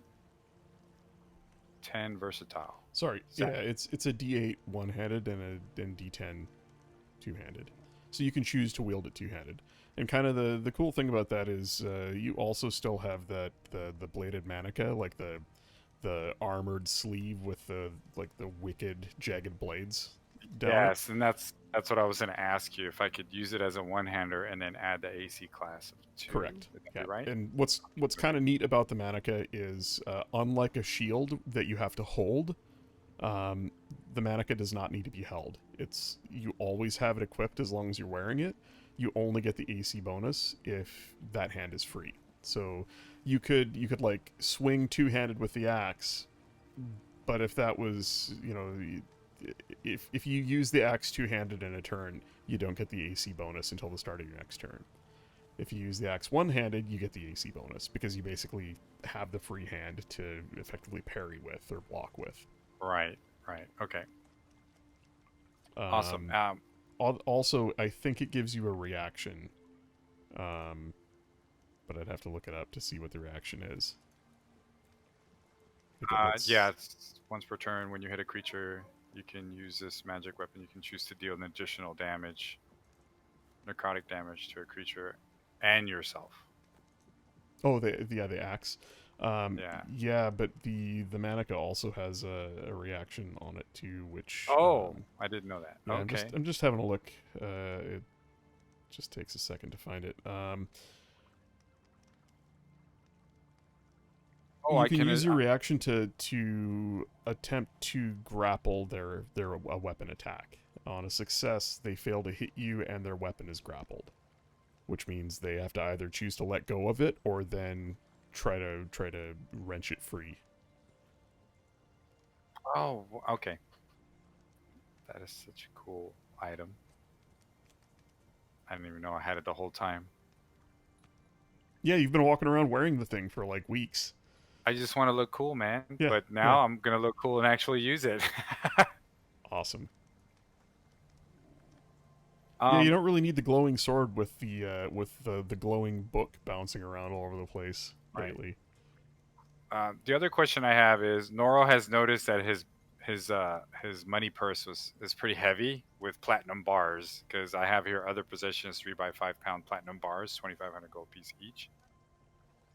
Oh yeah, that's right. Yeah, you've got those platinum bars. And then for some reason I have 4x2.5 pound mithril bars, but I don't know why I have that, and I think that was probably for a session I missed. No, you were there. You looted all that stuff from the forge room in the mine. That's right. Okay. Yeah, where you got the sword. Where I got the sword from. Okay, okay. I guess I don't know if anybody wanted to get anything, or I wanted to pay my teammates back. I guess with the bars or something. I don't know if it needs to be converted to coins or. That was the other way I wanted to pay for the boots. So you don't need my gold after all? No, you can take back. Okay. Those the platinum bars. It's 3 bars at 2,500 gold each. Is that correct? Yes, that's what's written on here. Yeah. So throw her 500 gold plus one of those bars, and you're even. Awesome. I'll do that. I mean, everybody knows you have them, so I will leave it to you to settle up with your friends. But that's an easy way to just pay her off and get moving. I would imagine if you wanted to leave the mithril bars behind, like not carry them around with you, you could probably leave them with the blacksmith. Oh yeah, He's like Dalgren a would good totally. buddy of yours now. Yeah, he'd totally hang on to that stuff for you. All right, I'll make a note here that I'm going to leave it with Dalgrim. Yeah. You just leave it in your inventory, and you just make a note that they're back in town. Well, if there's nothing else, the party sets out. So a couple questions for you. I guess just one really. How are you going to go to meet up with Kern? Are you going to travel up the Vale towards Axholm and then cut north through the pass you went through before? The last time you went that way, you narrowly escaped an encounter with a troll. However, you know that Falky's Dragon Slayers went that direction, and you now also know that Kern went through that pass alone. Do you want to do that, or do you want to circle around to the north and look for Kern on the north side of the pass? It's Which totally way's your quicker? call.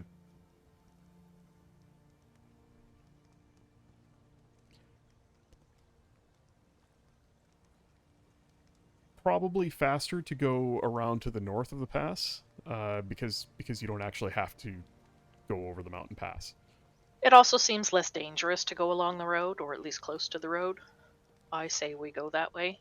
I mean, yeah, you could cut all the way north and take the road for a bit and then back south. But the foothills are relatively safe. They're, it's going to take survival checks, but the DC won't be super high.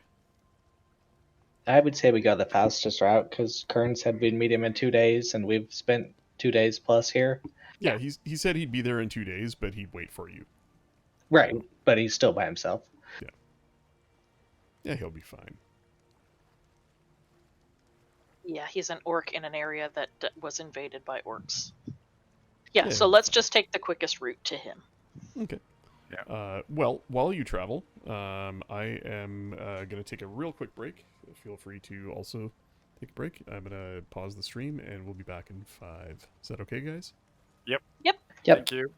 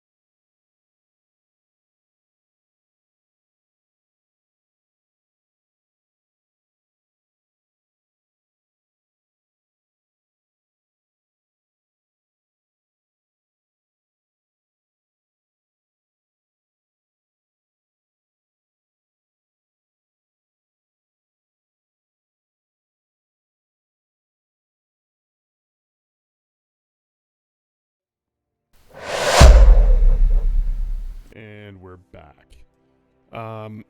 We were talking offline about the harpoons, and basically, just to keep it simple, we're going to treat them as spears in the player's inventories, but we're going to add +2 damage. It's a little simpler than using a D8 instead of a D6. Just call it D6 +2. And I recognize that raises the average damage a little bit higher than just a D8, but whatever. They're large. They're like 5 to 6 feet long, with a massive barbed steel head, and they trail behind them a length of chain. And to be heavy enough and large enough to pull a 1 pound per foot chain through the air, they have to be quite massive, which means that they have to be handled by somebody with a relatively high strength, kind of similar to heavy armor, and so we'll kind of see what happens. And I'm just keeping the range the same, 20 feet, 60 feet, same as a spear, but they are significantly larger than a pointy stick. I am making some survival checks for Kern.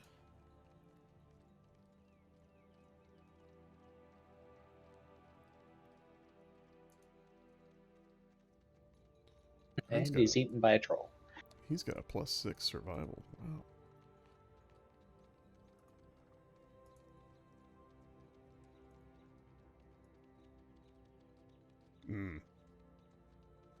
Are trolls considered intelligent creatures? Like, it could... Noro's smarter than a troll. Oh. Is that the bar? Yep. Noro, I don't know if your microphone is slipping, but you've been getting quieter and quieter throughout the evening. Darn it. That's better. Because it's getting later and later and the kids are sleeping. Whatever you did, you just got a bunch louder. Thank you. The boomstick was like really far away. It was like behind my ear. That'll do it.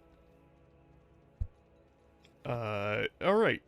So, let's go ahead and get you to Kern. We're looking at, I want to say it's just a little more than a little more than a day's worth of travel. But let's do this. Yeah, I like it. you can make it there in a day. So how about who is leading the party? And let's have you make a survival check. It's stormy. A rare midsummer storm rolls through. Thunder, lightning, the threat of rain, but none.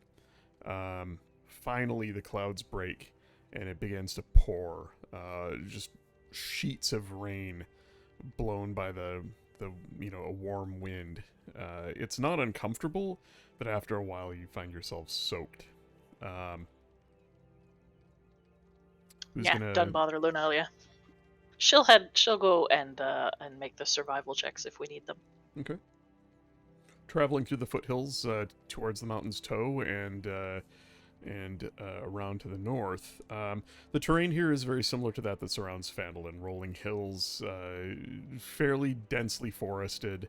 There's breaks in the forest, and grassland rolls up from the plains to the north to meet the hills.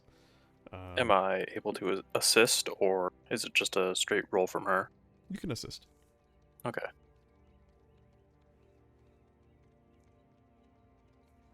Oh, Jesus. Oof. Well, the good news is you didn't need a high DC for this one. It's relatively easy travel. However, you do find yourselves delayed a bit. You come across a couple of deep ravines that cut across your path, and it takes a while to traverse down one side and back up the other. Darkness falls as night comes. And as it gets very, very late into the first day, you still have a little ways to go. You make it to about here. You're not far from the trail that leads down the mountainside, but you would have to search for Kern for a while because you only have a rough description of his location.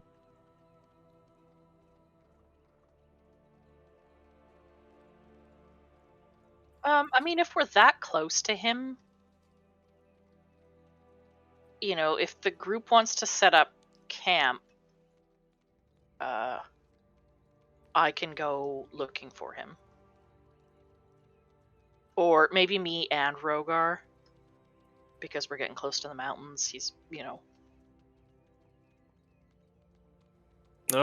Yeah, I can. If everyone else is okay with that. leave Yeah, that's everybody fine. else behind with Noro.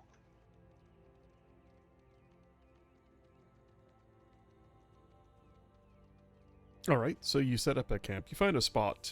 Actually, I'm gonna make a survival check to survey the area and find a good spot to set up camp.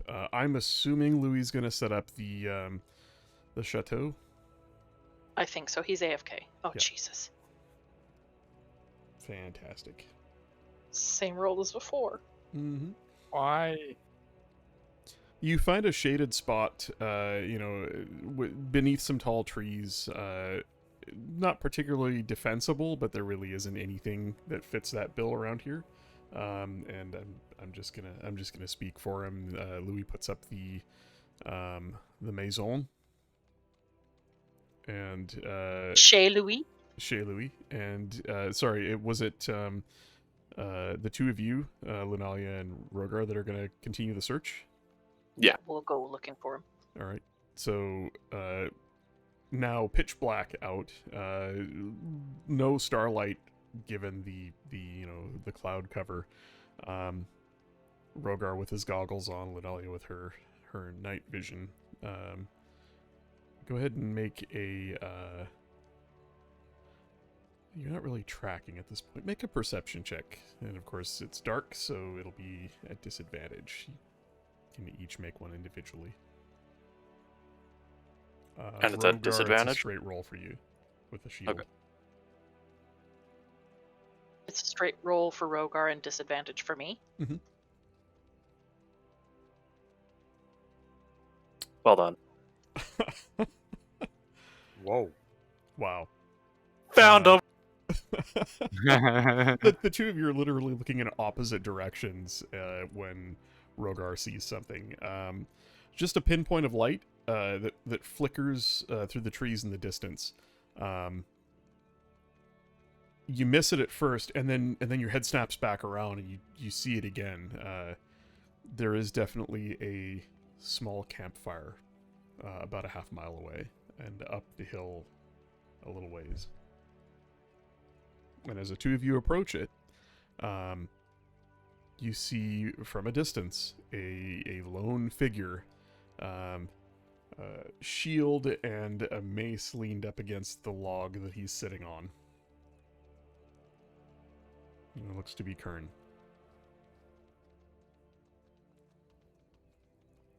He got a 24 on his last survival check, so he's doing just fine.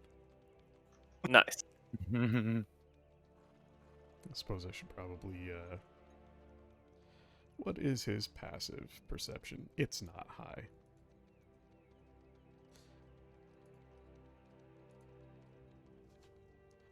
Completely oblivious, Kern is just poking the fire with a rather long stick burnt at one end. It's dying down to embers. You're lucky that you caught it. You can see that he's got a small tent pitched, some brush arranged around it, so it's kind of out of the way. And I don't know, how do you just walk right up? Yep. Lunalia will make bird calls as we get close to at least pull his attention in our direction, so that maybe he'll see us coming. All right. Well, that gets him to make a perception check, and with a 19, he stands up and kind of scans the edge of his dark vision and squints, looks in your direction, raises a hand. waves you over.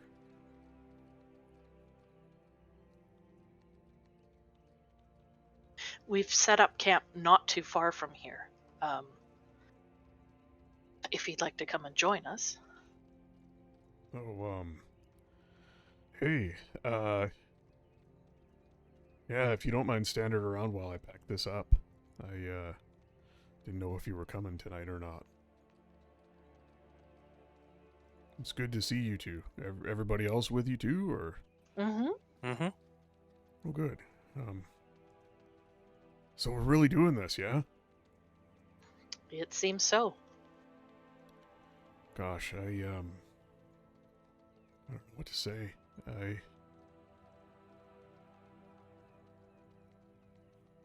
I'm scared. But You'd be stupid if you weren't. yeah, well, I'm a little bit more than scared. But at least I'll be with friends. Friends that, well, I've seen you guys fight. You're alright. Hey, we might not die. That'd be good. Here's hoping. Yeah. Hey, alright, let me pack this up. Can you, take care of the fire and I'll pack up my tent. Yeah, she's just gonna slick the water off of one arm because she's soaking wet. And just, control water to put the fire out. It sputters and goes out with a hiss. There really wasn't too much left of it. He spends the next few minutes packing up his tent and bedroll and is ready to go. The three of you make your way back to the camp, arriving, not more than an hour and a half or so later. It is late, probably coming up on midnight. I'm assuming that everyone else is bundled inside of the maison.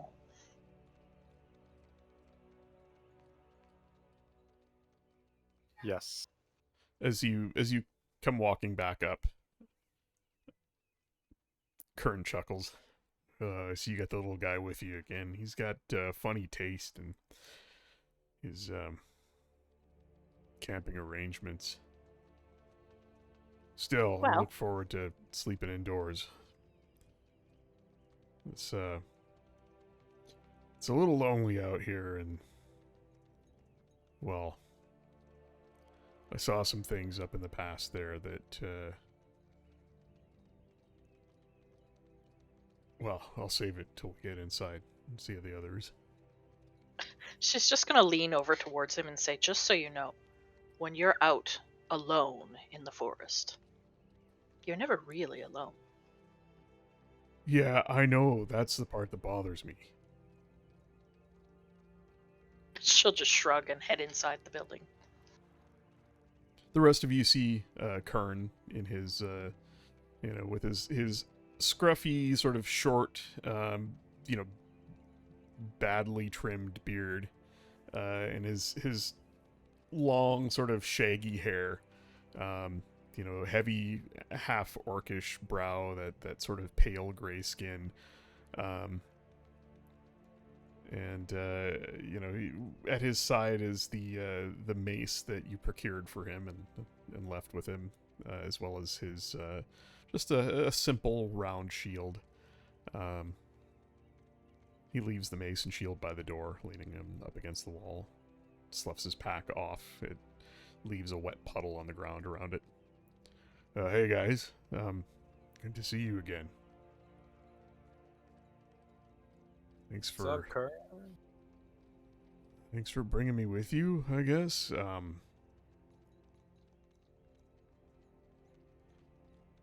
Gotta let the dragon finish his job. He just stares at you. His expression doesn't change. It's that sort of, dopey look on his face, but he just stares at you. We know this is important to you, and having you with us could be extremely beneficial. Yeah, well, I mean, it's not like the dwarves had me doing anything. I was kind of getting bored, just hanging out there. So, thanks, I guess. Hey, so, coming over the pass, boy, that was some climb. Not something I really want to do again, but,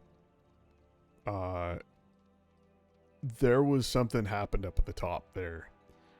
I'm not quite sure.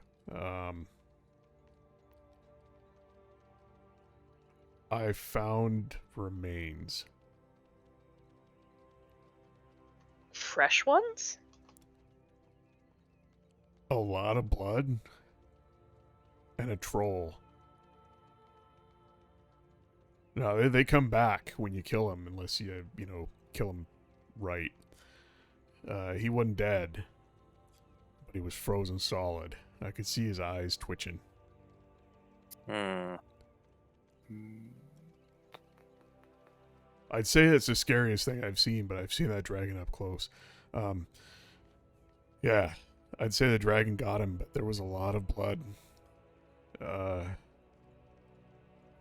axe that did not belong to the troll.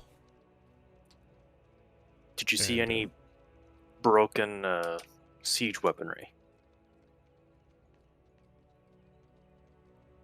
At a distance, yeah, I saw something up the cliff a ways, like it had been picked up and dropped, like a ballista or part of one, like the ones we had back at home.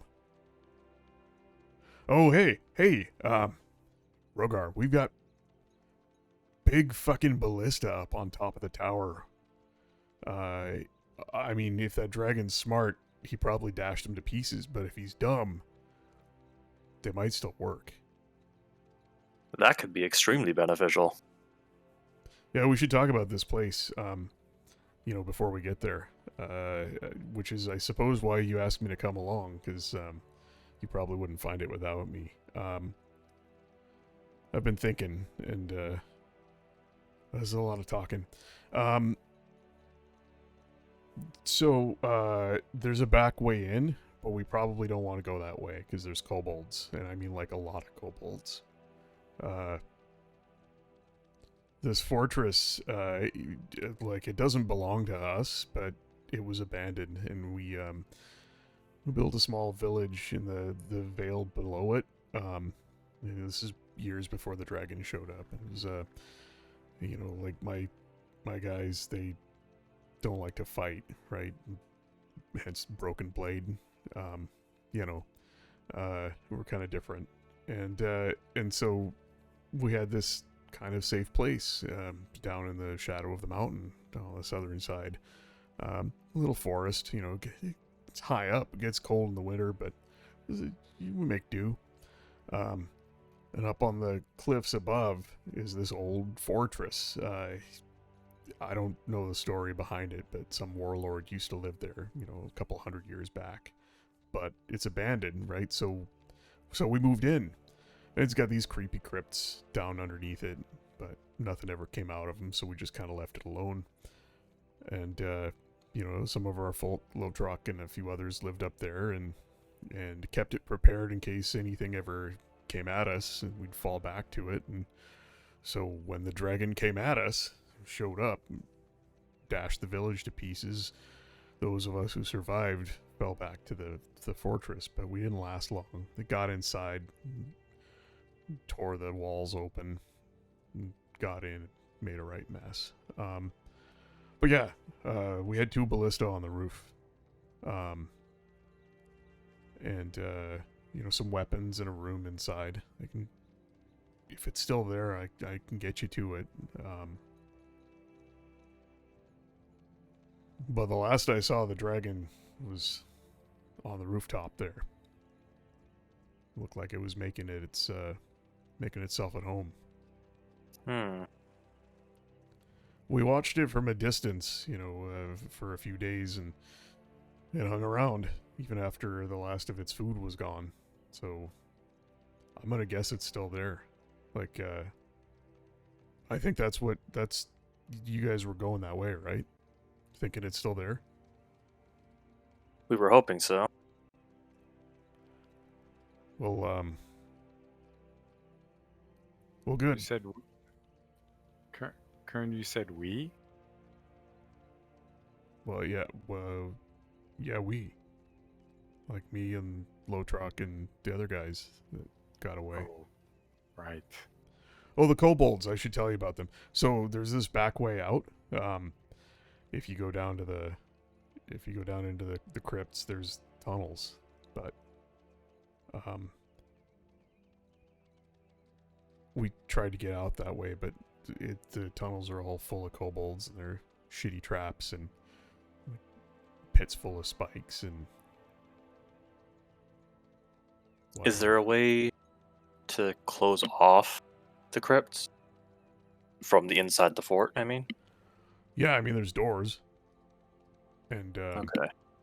it's just a stairway that goes down. It's this old stairway. There's a couple hidden doors that open up to it, and it's a narrow hallway that goes down, and then there's a room with some doors on it. You just, bar the doors, or, I don't know, pile a bunch of shit in front of the doors or something, or... Yeah, it's just a hallway you can block off. Alright. We could probably block it off to make sure the kobolds don't interfere. What's mid-battle? Yeah. There's stuff, like, if it's still there, tables and chairs and crates and barrels and stuff pile up. Now, they'll get through it eventually, but, he kind of looks around at the group and he's like, if one of you've got some magic you could use to, lock a door or make a wall, stone or something. I don't know. Although, our wizard friend did mention that this white dragon might have servants. The kobolds are probably its servants.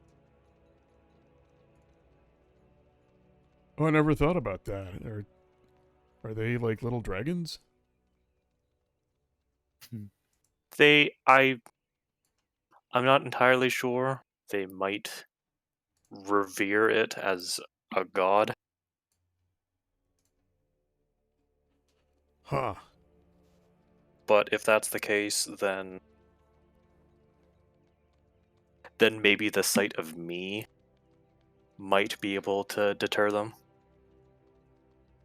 Huh, I hadn't thought of that. Oh yeah, hey, because you kind of look like... Yeah. Huh. Well, I mean, you're not quite the right color, but I guess it'll do. Hey, we could paint you white. Anybody got any paint? I'm good. It was just a thought. I don't think they would really care about color, more so just... Kobolds don't see color.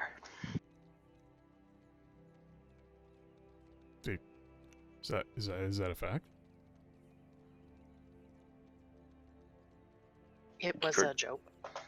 Your guess is as good as mine. Oh, well, that's pretty good then. Yeah, I don't know.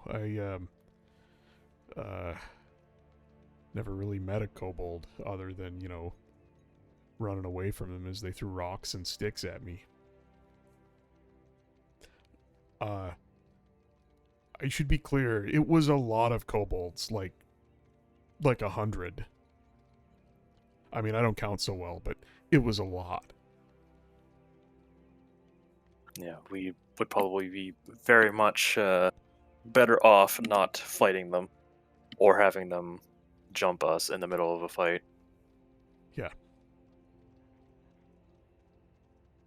Yeah, so I can show you all of that. Like, I don't know, do you want me to draw you a map or something? I remember it pretty well, or do you just want to... I guess I'll be with you. That's probably good enough, right? Mm-hmm. I think you being with us is probably better. And stepping out of character and being meta for a minute, given that you've chosen to bring Kern with you, What that means is I can show you the battle map and remove the fog of war from it, because he can describe the place well enough. You'll get a general idea of what it looks like. Okay. Nice. If you guys want to see it in advance. Sure.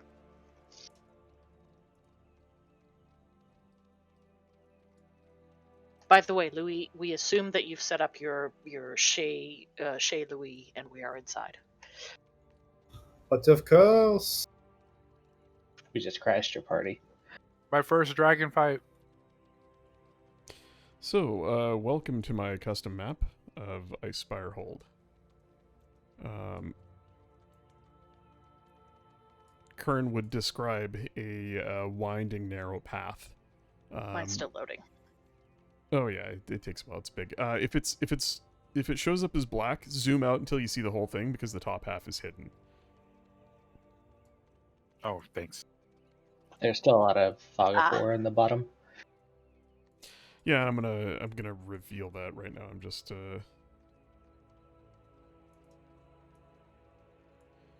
So he would describe high on the cliffs overlooking the Alpine Valley that their small village was nestled in, is this ancient stone fortress.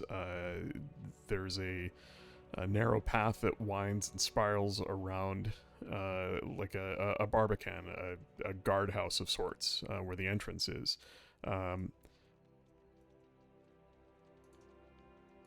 Inside are stables, a smithy, storage, barracks, the barbican room itself, and on the rooftop are the ballista, which are in the upper half of the map.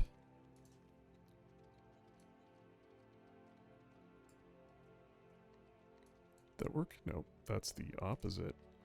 We want to reveal.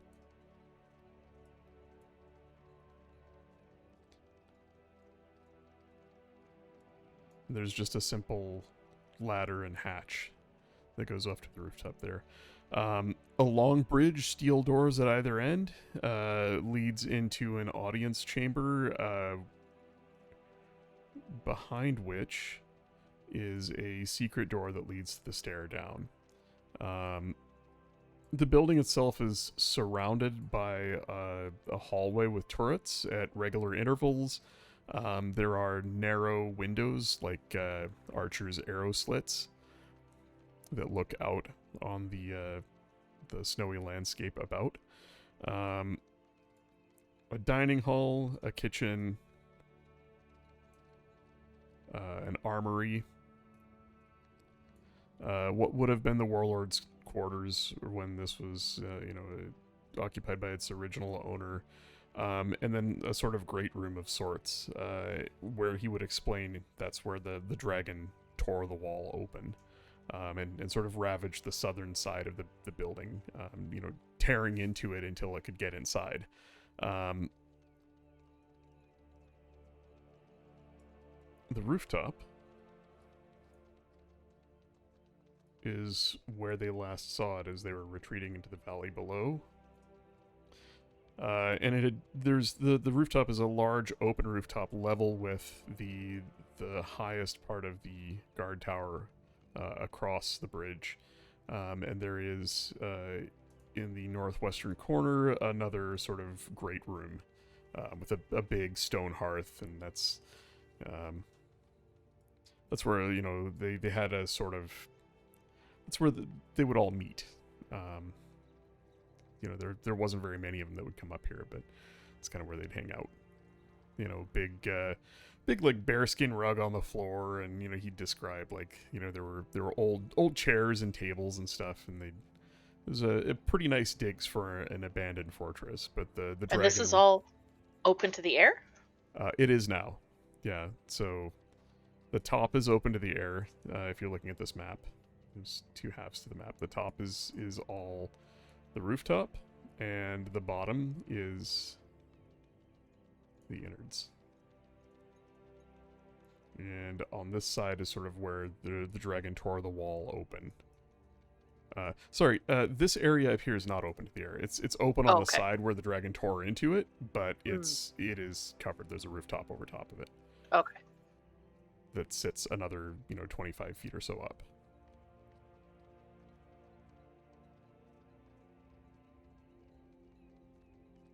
This is cool. Let's do it. Let's do it. And is this all abandoned at this point, or is this the part that's filled with kobolds, or that's in the crypts? Where is that? So the stair here leads down to the crypts, and he describes the crypts as sort of a well, let's see. I have a map for that as well. But I do need to kick on Fog of War for part of it. Why? Because it's the part that he hasn't seen. Ah. Yeah, so he... here, I'll just move you guys over to it. Yeah, it looks a little something like that. So the stairwell leads down into a square chamber, and on either side of it there are... to the left and right there are sort of more freshly dug tunnels that have sarcophagi in them. And the main chamber has 4 sarcophagi. He'd tell you that they never opened them. They kind of stayed out of that area.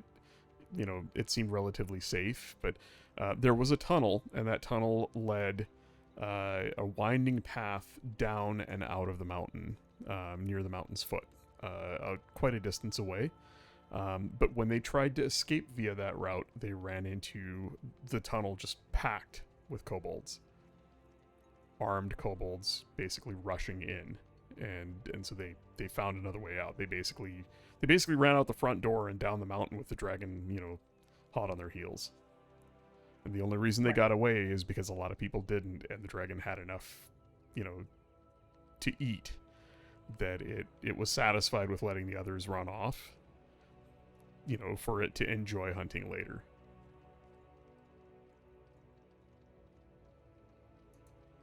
And so that is Icespire Hold. I mean, I'm giving a little bit away by showing you the rooftop covered in ice, but I think at this point, it's pretty well understood that's where the dragon's at. So Yeah. So yeah, Thanks, that Kern.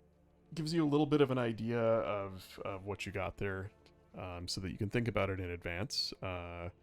If you guys want me to throw you a screenshot, I can certainly do that. Or I can just leave the map here. You know what? I can just leave the map here. I can describe the terrain between you and the foot of the mountain. But I will go back there and have a look. Because I do... Nope, not what I intended to do. I need to move me there and measure out your journey. So, the travel from where you're at, it's one more day of travel to Icespire Peak, to the foot of the mountain on the northern side. And this puts you just a few miles south of Wyvern's Tor, which is long ago, when you first headed out this way, you had camped there in a small cave on the southern side of the mountain, southern side of this hill, and it is where the black spider showed up and took Solmia away. It's the last time you saw her. Right. And literally looking out the mouth of that cave south, you would be looking at the side of Icespire Peak, this massive mountain that rises up, towering above some of the other peaks in the range. Somewhere on the far side of that mountain is this hold. So it's a day to get to the base of the mountain, and Kern would explain it's probably another day to get up the side, and to what's left of their village and the hold above it. And he just says, I don't know what we do after that, where we camp. I mean, if that dragon's still there, nothing's safe. But hey, this is a cool little shack. I mean, if you can make it look like a tree or something, that might be good.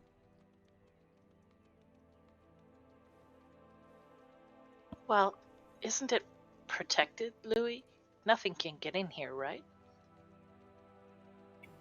Oui, that is correct. I do not know that I could really make it look like a tree. I do not think that would work. At least not one that is believable. Hmm. Hey, can he smell us in here though? Like, I certainly can. No, but you can smell us when we go out, or right before it comes up, or right before it, right after it goes down, or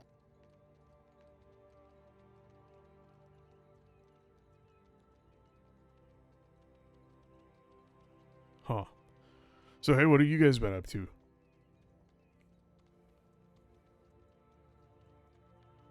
Oh, not much. Cool. Uh, well, I'm gonna pick that spot over in the corner there, if you don't mind. Gosh, it's kind of there's not a lot of room in here. But hey, I'm happy to be out of the rain. Uh, I can take a watch if somebody wants me to, or I can sleep through the night. You tell me. I can take first watch. Cool, I'm gonna take first sleep. And he just starts unrolling his bedroll. It's a little soggy. Where's a wizard with prestidigitation when you need it? Rogar, when you're done with your watch, I will take a turn. All right. Since you're camping in the relative safety of Chez Lamour, Louis' Love Shack, you can make perception checks, but there really isn't nothing's going to really be able to bother you over the night. You distinctly remember the last time you did have a problem when you had the shack up. It's because one of you was outside. And only because there was somebody outside. Yeah. So if Had And you you nothing played to that do. horrible music that summoned the It had dogs. nothing to do with the liar music. no, not at all. So if you choose to remain inside, maybe watch out one of the windows or whatever. The night will pass without issue, and you'll find yourself arising safely in the morning as the cabin disappears about you. With a flourish, I imagine, such as is Louis' way. And so the next day of travel, again, you're not traveling on the main road, rather, 6 or 7 miles to the south of it along the foot of the mountains.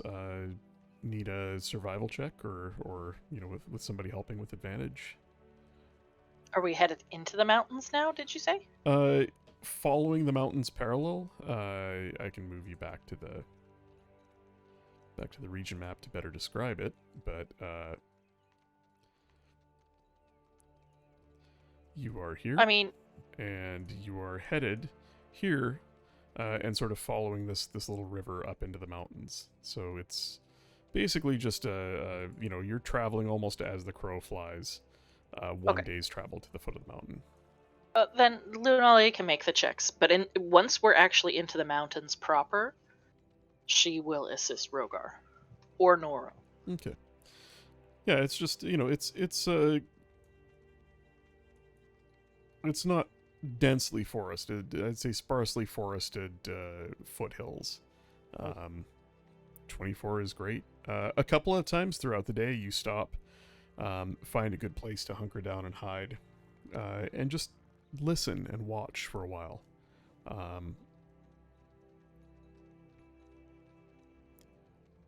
There is once where you spot in the far distance a great beast high in the sky.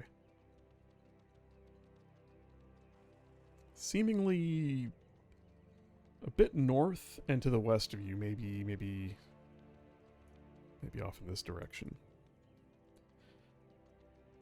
It circles, it dips a little bit lower, and then it dives at something.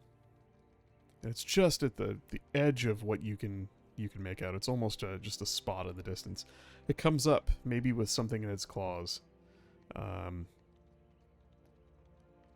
I really hope that was a horse. flies off in the direction you're headed.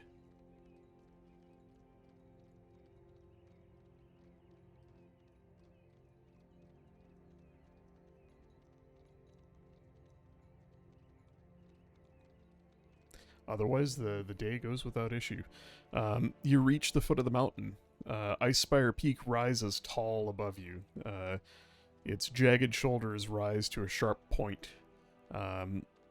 Here, even in the middle of summer, snow comes halfway down the mountain, and you see just a wisp of wind-blown snow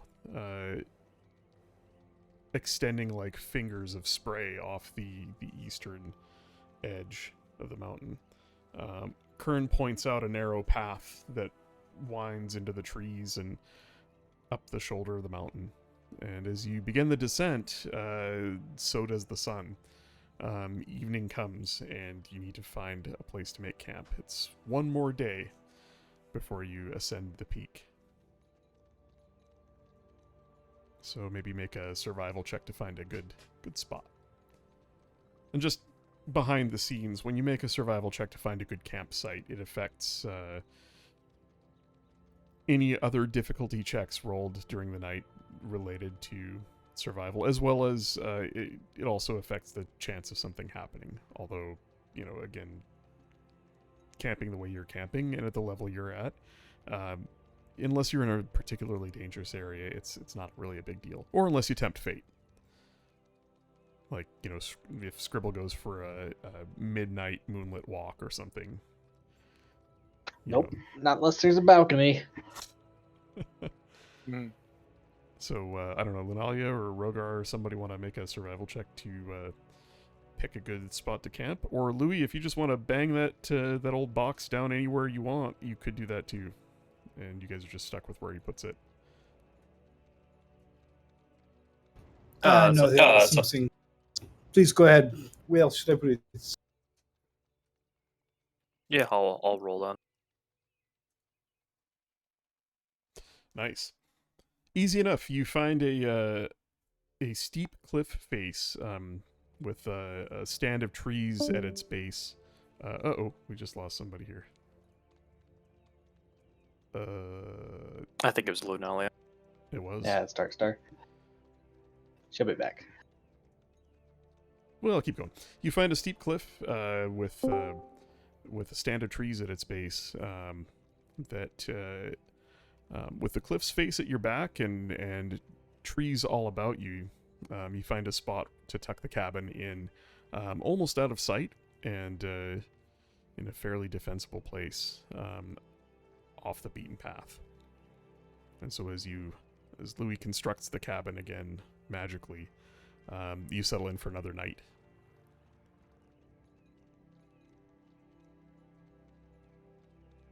As evening turns to night, the stars come out. Clouds blown away by stiff winds. It's a warm evening, but here, as you've started to ascend a bit, the air is just a hair colder than back in Phandalin.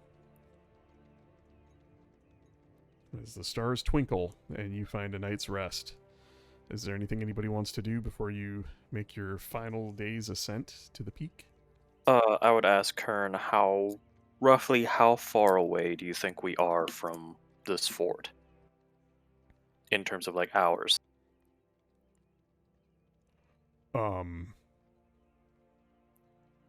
Well, as the crow flies, or dragon or whatever, he points kind of over his shoulder. It's right up there, but then we got to climb it, right? Our little village was pretty high up the mountainside, right near the top of the tree line, and the hold, sat above it a few hundred feet. Not much of a climb, like maybe at 45 minutes or so. up to the hold, and then the mountain peak, keeps going. Right, we're kind of in the shadow of the mountain, depending on the time of day. So we should be back home. It's not home. We should be at the village late afternoon if we don't run into any big problems. Okay.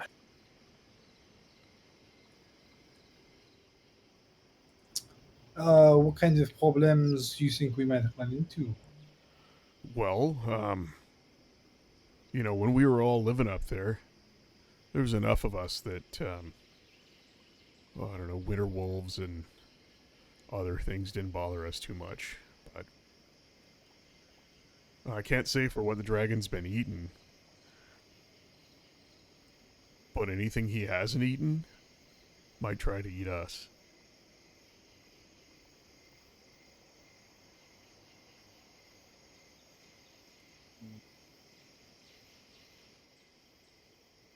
The wolves up there are smart. Like, smarter than they should be, right? I mean, I've never talked to one, but they say you can. I don't know. Only seen him at a distance, but there was enough of us, right, that it wasn't a big deal.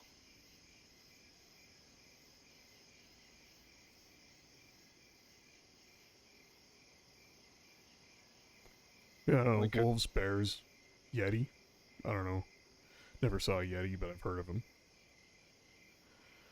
I'm most worried about the dragon.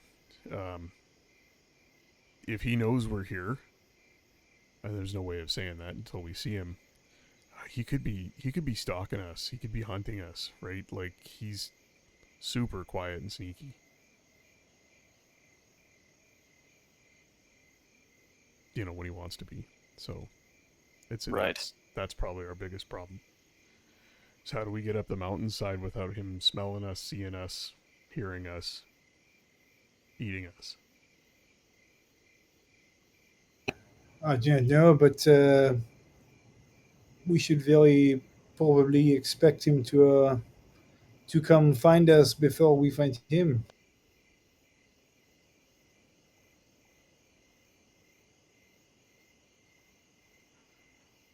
Yeah.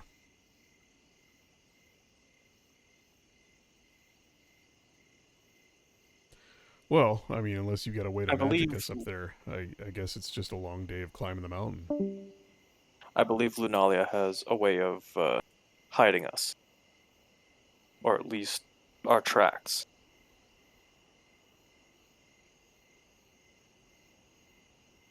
I'm just waiting for her to come back. It looks like she dropped off Discord again. Yeah, she's having internet and mic issues, I think. Mm-hmm. Noro, forgetting probably parts of things Kern has says, just is like, is this the same dragon that ran everybody out? What do you, Noro, what do you mean, Noro? Like, there's more?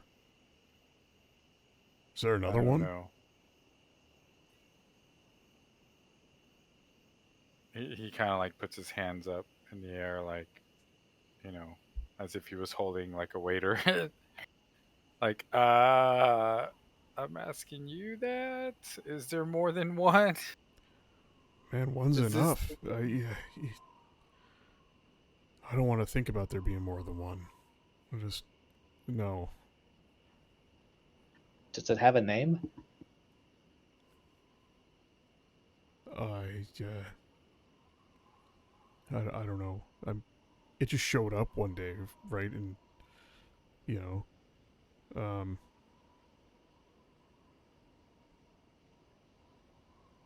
don't know. So this is not common. It just showed up. Yeah, I mean, it's not common for me. You're asking me if dragons show up all the time, killing my family and wrecking my town. No. I really hope it's not becoming a common thing. It could have been a juvenile dragon looking for a home. Yeah, I mean, it's not big. Don't get me wrong, it's bigger than I'd like to see, but it did get down inside the hold, when it tore the wall open. Like, I guess I can Oh. say it's big enough to tear the wall open, but small enough to crawl inside and, How root long around. ago was it that it attacked? A few months. Okay, so it probably hasn't grown much since then. Yeah, I mean, when you met us, we'd been with them other guys, maybe 3 months, and they picked us up maybe a month after it scared. 4 months. Yeah. Oh All gosh, right. and it's been a while since then. Yeah, 5 or 6 months, half a year. Sure. It was winter. All right.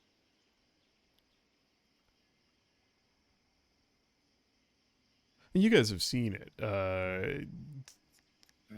Lanalia's seen it closer than anybody else, I think. Oh no, you guys. Yeah, we all just saw it like a month ago. Yeah. You fished it not long ago, and it wasn't that high up in the air above you. It is a large creature. Like you've definitely got a feel for how big it is. It's small enough that it can get inside a building, and move through like a 10-foot wide hallway, or tear a wall open and get into a large room, like that great room that's on the map.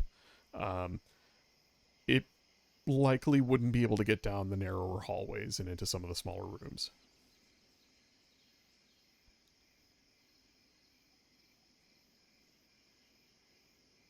Well, we should rest up then and go in the morning. Yep.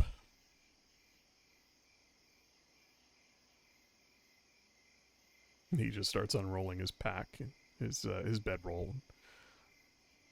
Right. Yeah. You can see he's very unsettled about this return home.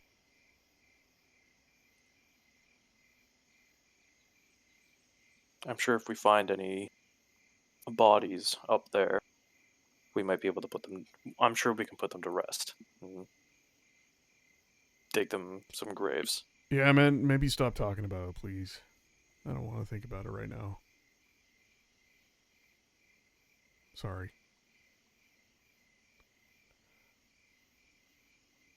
So, nightfall comes. Is anybody standing watch, peeking out the windows, or are you guys just gonna call it a night?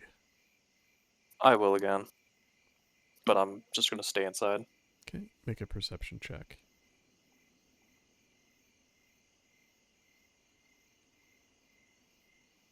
Can you guys hear me now? Yes. Yes. You're a Christ. little quiet. Those green numbers. Yeah. Well, Rogar, let me just make a roll here. Holy shit. Wow, that's interesting. That's interesting. You're up late, shield in hand. Louis, the cabin has either windows, or you guys can at will like see through its sort of ethereal form, right? Like, I guess. Yeah, there are windows with like shutters on it that you can open and close. Okay. So like perception check can be, you can stand watch from inside, I guess is what I'm saying. Yeah. Okay. Shield in hand, making use of its extra sensory addition. You alternate between looking through the goggles at a distance around you, and just stopping and listening, trying to pick out sounds over the quiet breathing and possibly snoring of your compatriots. And you see something in the very, very dim starlight.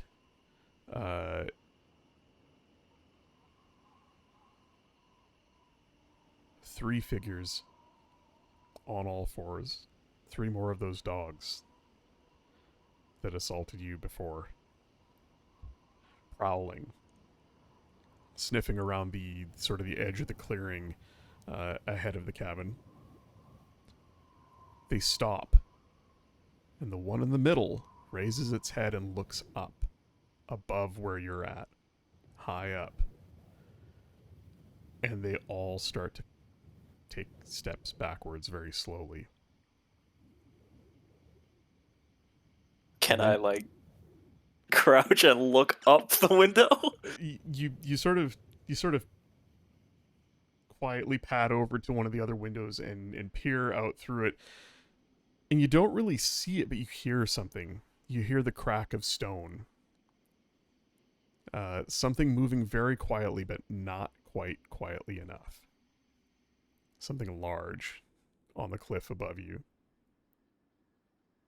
You risk a look back through the other window at the dogs, and you can see that they've now moved back into some brush and disappear out of sight. The last thing you see is the glitter of eyes as they disappear into the brush.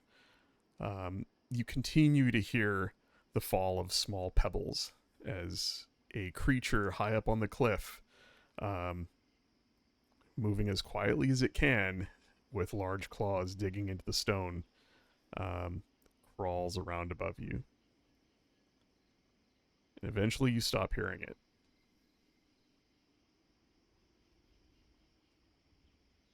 You can't help but think of the last time you encountered the dragon up close, and it had been crawling along a cliffside above you, watching and waiting. Shit.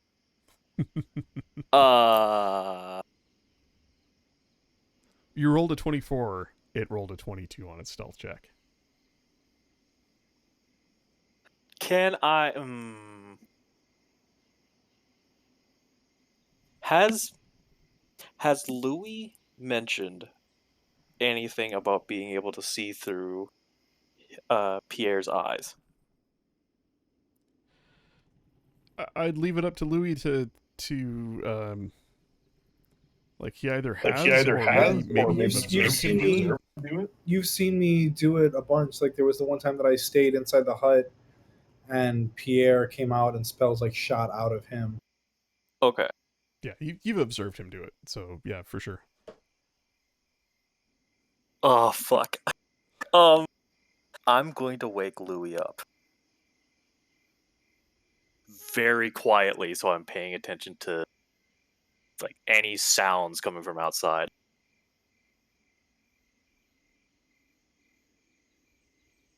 Immediately, like the opacity of it, like it doesn't change from the outside, but we can see completely fine outside of this. So like 360 vision or whatever. Is the dragon right above us? You look up, and a couple 100 feet up, it's crawling slowly along the cliff's face. You can see it stop every once in a while and raise its head. Its long, thick neck supporting it. It raises its head up and sniffs the air, and its head weaves from side to side. And it crawls a little bit further along the cliff's face. Like a lizard on a stone wall, almost. Surprisingly quiet. It peers back down at the cabin, sort of through the trees. And it just waits and watches.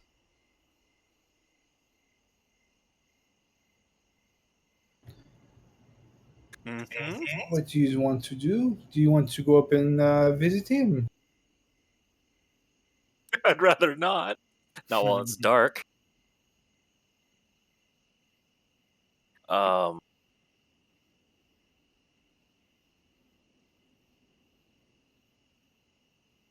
It has a powerful sense of smell, right?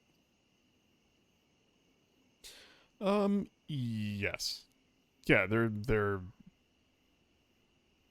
are white dragons are a consummate hunter. They have a very, I mean, game mechanics. It's just a high perception, right? But Well, it told us. You said I have your scent now. Ah, yes, it did. Mm-hmm.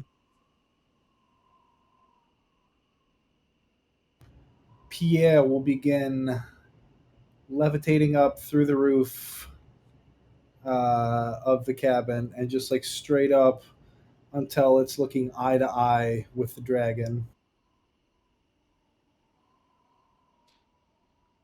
Uh, Pierre is visible, um, just intangible, right? Like other people see Correct. Pierre as what he projects as, right?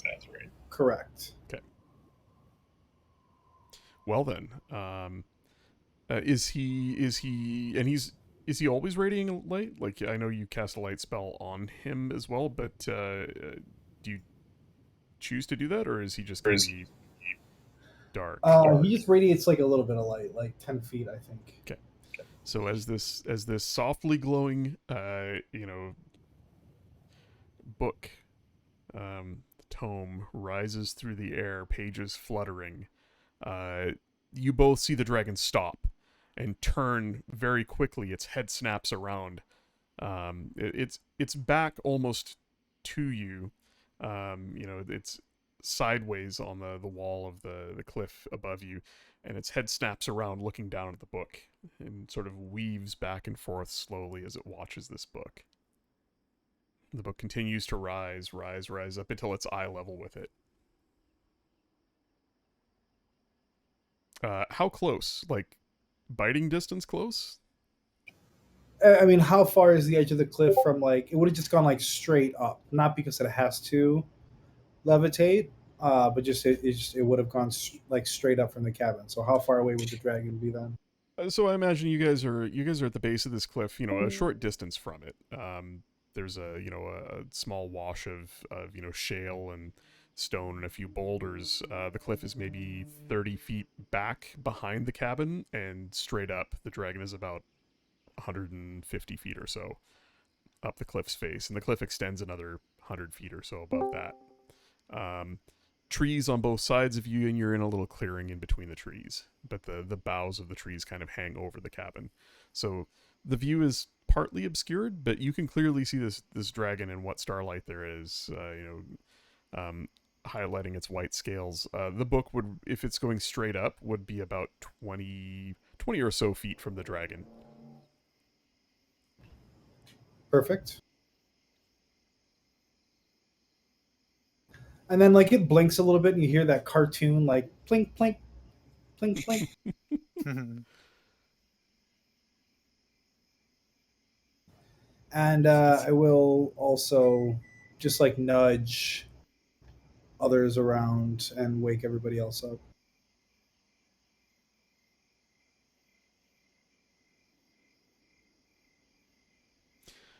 You see the dragon continue to watch it, and then it lunges out suddenly, and it got to, let's see, 20 feet, and I'm just having a look at his attacks here. A bite attack. Yeah.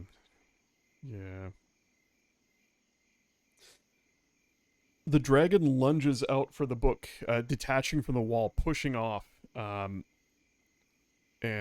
just for fun, it gets a 28 to bite the book, and of course, you hear this and a shower of small bits of stone behind the cabin as the dragon launches from the wall. Its jaws snap shut. You hear the clack of its teeth slamming shut around the book. You see it twist in midair. The wings shoot out. There's a rush of air as it falls a distance, and then beats its powerful wings and rises up into the air, shaking its head around, confused that it found no purchase. Do we want to fight this thing now? Everyone, do we want to fight this thing now? It is here. We are safe in this hut, but if we want, I can get it down here, and we can fight it right now. I think the plan was 4 in the morning or tomorrow with the ballistas. Yeah, I would rather not fight it at nighttime. Kern is just you see him. He's woken up. He's looking up at it, wide-eyed, and is just shaking. Guys, are we doing this? I gotta put my armor on. I gotta. Oh boy. You hear me? Yes. Louis, can you get it down here for sure? I can try. I have the spell that will do that, but could you resist? I do not know. But in order to find out, I would have to drop chez la mort. Then I say we wait for the morning. It knows we're here. We know where it is. How are we gonna keep it from just swooping down and eating us all while we're climbing the mountain, though? I can hide us. Yeah, maybe. Maybe you can hide us.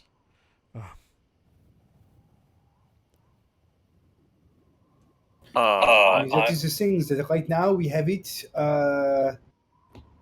We have it off its unsure of itself.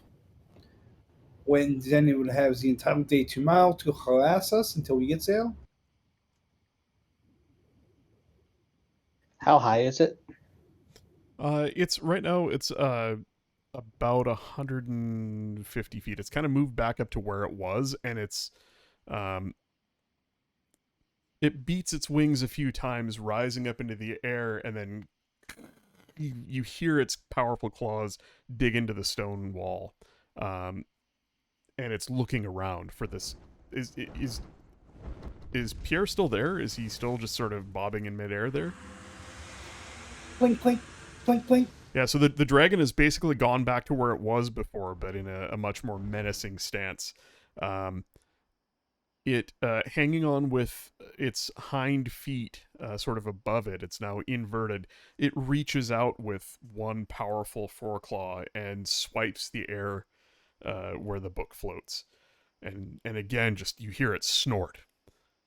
It seems to have completely forgotten the fact that there's this strange cabin with a familiar smell below it and is now fixated on this book. Like, why can't I bite this thing?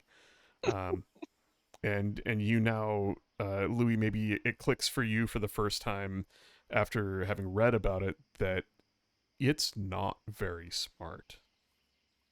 It is smarter than an animal, but it's not an intelligent, calculating villainous being. It's just a very smart hunting animal.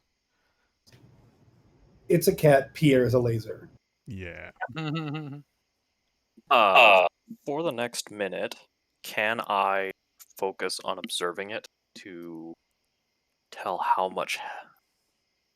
Fuck, I don't know what to pick. Yeah, it's 2 stats, right? You can learn information about its capabilities compared to my own. Oh yeah. So strength score, dex score, con score, armor class, current HP, total class level, or fighter class level. Cool. Give me a second. Strength score will be, the strength score will be useful for my knowledge and constitution as well. But whatever you need. We can assume that the scores are both high. Both very high.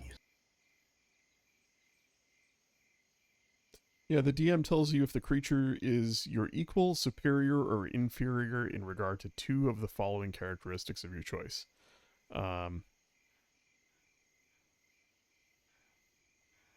Yeah. Well, you pick. Keeping in mind, I by the book, I can only tell you higher or lower, and it's a fucking dragon, so it's probably going to be higher on anything you pick. But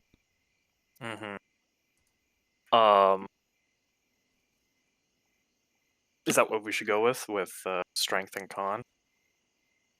I mean, if there are the things that are helpful for you. I mean, I'd say current hit points, but it's going to be a lot higher than what I have. Sorry, What is it that you're trying to figure out? Those two stats? Yeah, see how high its stats are. He picks two. He picks two stats, including strength, dex, con, armor class, hit points, and let's call it difficulty versus his level. And I tell him for those two that he picked, is it if it's higher, equal, or lower? I wouldn't even bother going with strength. I would just assume that it's going to be higher. Rogar's strength is 21. I would still assume it's going to be higher. I mean, then it's going to be higher on everything, and it's a waste of time. So just pick something. Okay, then pick whatever you want. Pierre will bob like 10 feet out a little bit, just so that he would have to fly in order to Yeah. swipe at him. Let's Okay. do Constitution and armor class. Cool. Okay. Your I've got your character sheet up here. 16 and 18. Its constitution is higher than yours.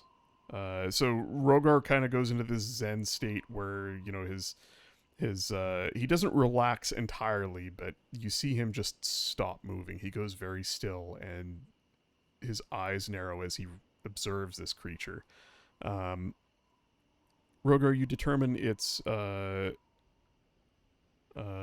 con and armor class are both higher than yours, but not by much. Okay. You know, if we want, I could just kind of elast this thing, and as I say that, magic missiles fly out of Pierre and slam into this thing. Just a first level.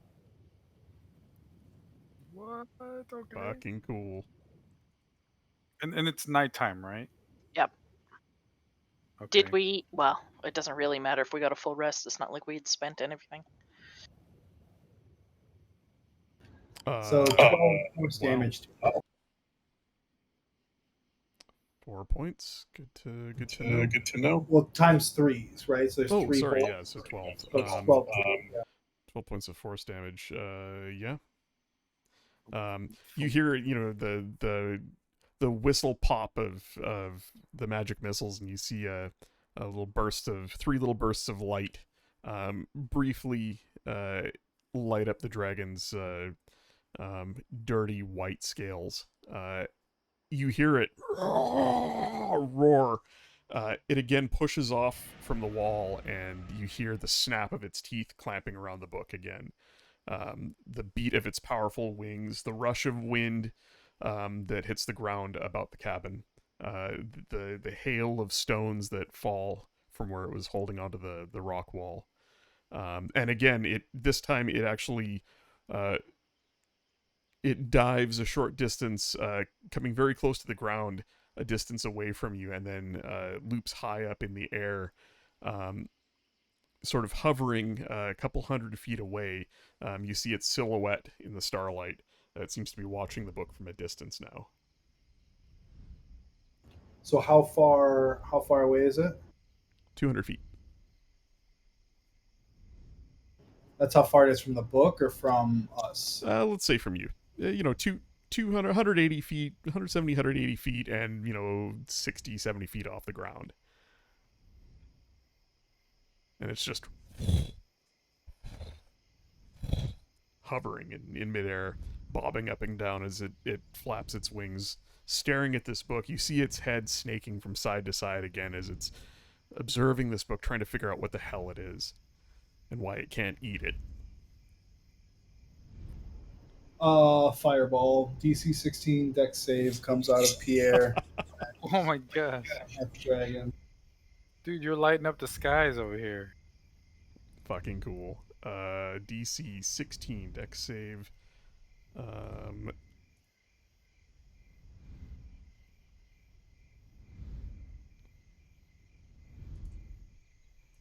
this is happening from Pierre? It does not make it. Oh. A little bead Yeah. of light blasts out from the book as I imagine maybe the pages flutter across and the book slaps shut, and this little bead forming in front of the book streaks out, hits the dragon full on in the chest, and erupts into this massive fireball that lights the sky. There's a gust of wind as the branches on the trees above you rustle from the sudden heat and force of the blast. The dragon reels back, screaming out, roaring at the top of its lungs as it takes. So what is that? 4, 12 plus 22, a total of 32, 34 points of damage. Yeah. I gotta keep a tally on this. As the light fades, you don't see the dragon. It's gone.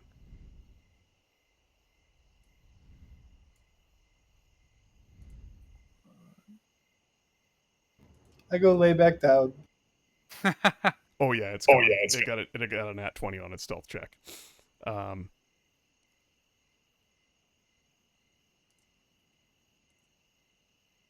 Well, Pierre will stay hovering, like just where he was.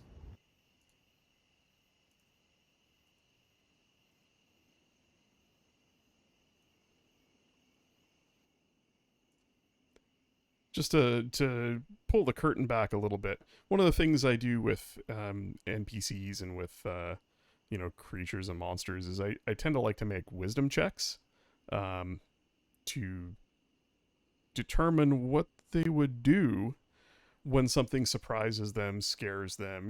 Like when there's some sort of stimulus to see what their response is. Yeah, that's cool. And so this isn't just me like going, well, and the dragon decides to, I don't know what this is. I'm gonna leave. I'm actually like letting the dice decide. He's gone. He's freaked out and fucked off. Wow. You wait 5 minutes, 10 minutes. No sign of him. Not a sound. Not a sight. And eventually, the night sounds you would expect to hear come back. Crickets and small creatures, nocturnal creatures rustling around in the underbrush, and all the usual quiet sounds of night. The motorcycle off in the distance, if you can hear that. well, I suggest everyone try and get as much sleep as you can. It seems to know we're here. I sleep with my eyes open, but I snore. Kern is kind of just huddled up in the corner. He doesn't put his weapons down for a very long time.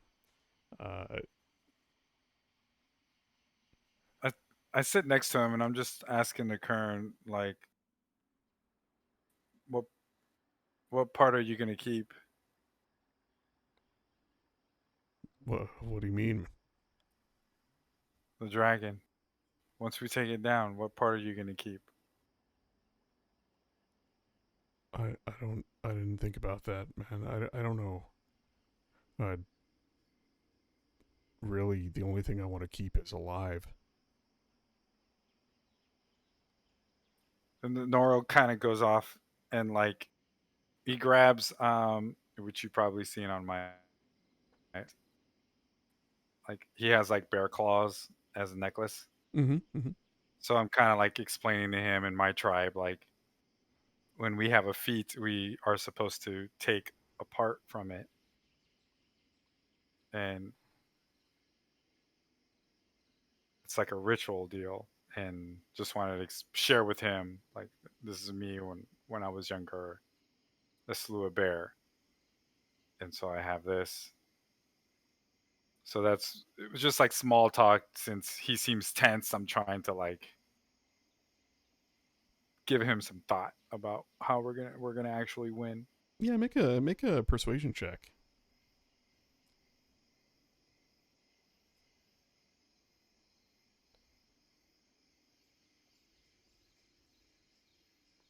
You spend a while talking to him, and you see him visibly calm down after a bit as anybody engages him instead of just letting him, crawl up in his own head and continue to worry. And he eventually just shakes his head and says, "Man, I don't know. I don't want a trophy from this. I just don't want what happened to us to ever happen to anybody again. I guess." I just want to end this. That thing's dangerous. Okay, Where will you go after? I don't know. I mean, I didn't really think far enough ahead to, end up with you guys or end up at the mine or, back here. I didn't even think I'd be hunting this thing ever. I didn't think I'd find anybody strong enough to take it on or, willing to take me with them. I don't know. I suppose I should pray on it. Everything happens for a reason. Well, the Forge Lord is guiding me on a path, even though I don't know what it is.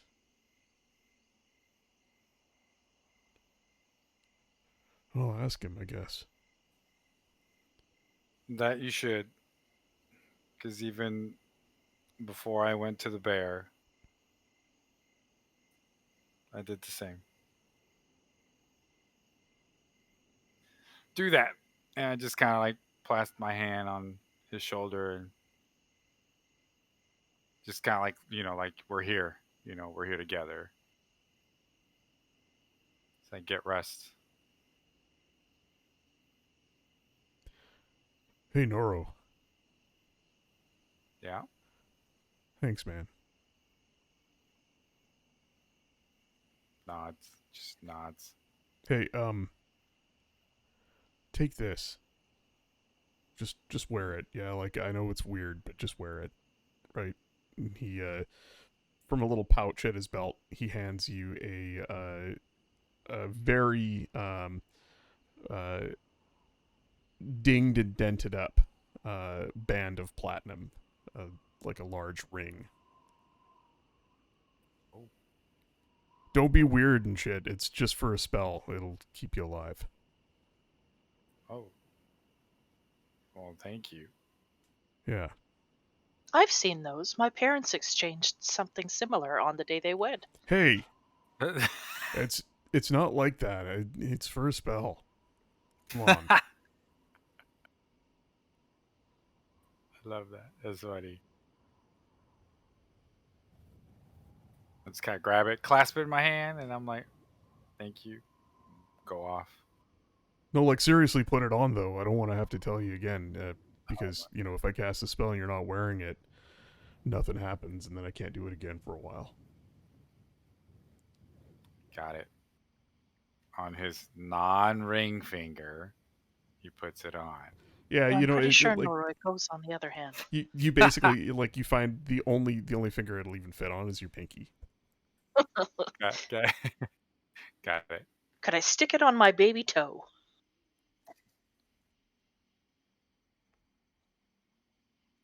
Try not to lose it, because I don't have enough money to buy another one.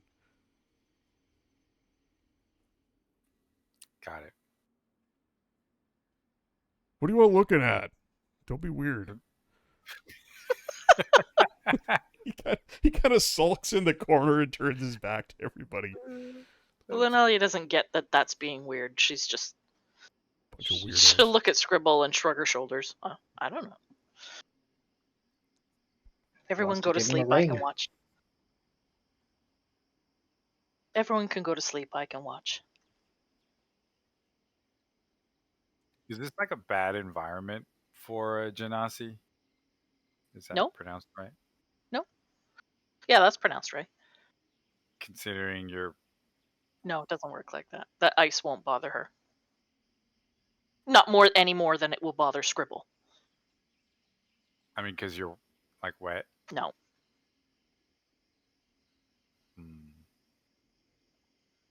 Now that Nice. we're, getting close to where it's cold, she's put on her fancy fur coat. Nice. Well, you all nod off to sleep eventually. Some of you finding it harder to put aside the danger possibly lurking directly overhead, and others maybe finding it easier to sleep, knowing that there's some certainty in the future. Linalia, as you settle in for a night's watch, just go ahead and make a perception check.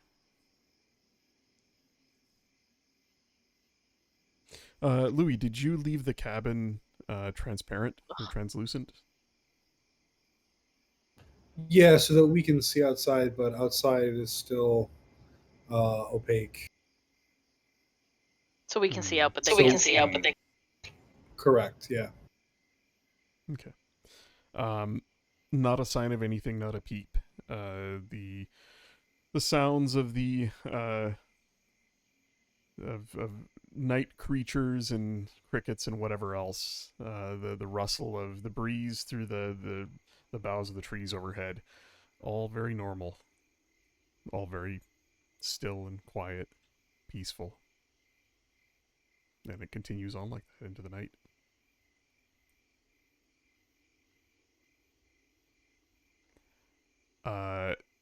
Morning comes, and you all start packing up your bedrolls and getting ready to move. So I'll ask you guys: do you want to go on just a little bit further and maybe finish by approaching the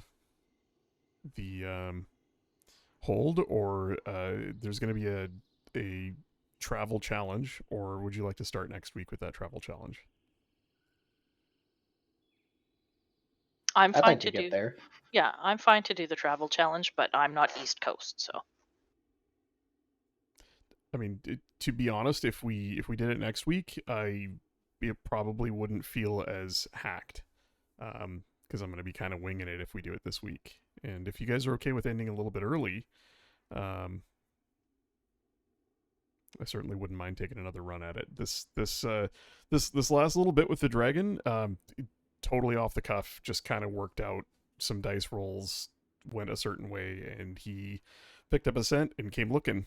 So a bit unplanned, but definitely cool encounter. Yes.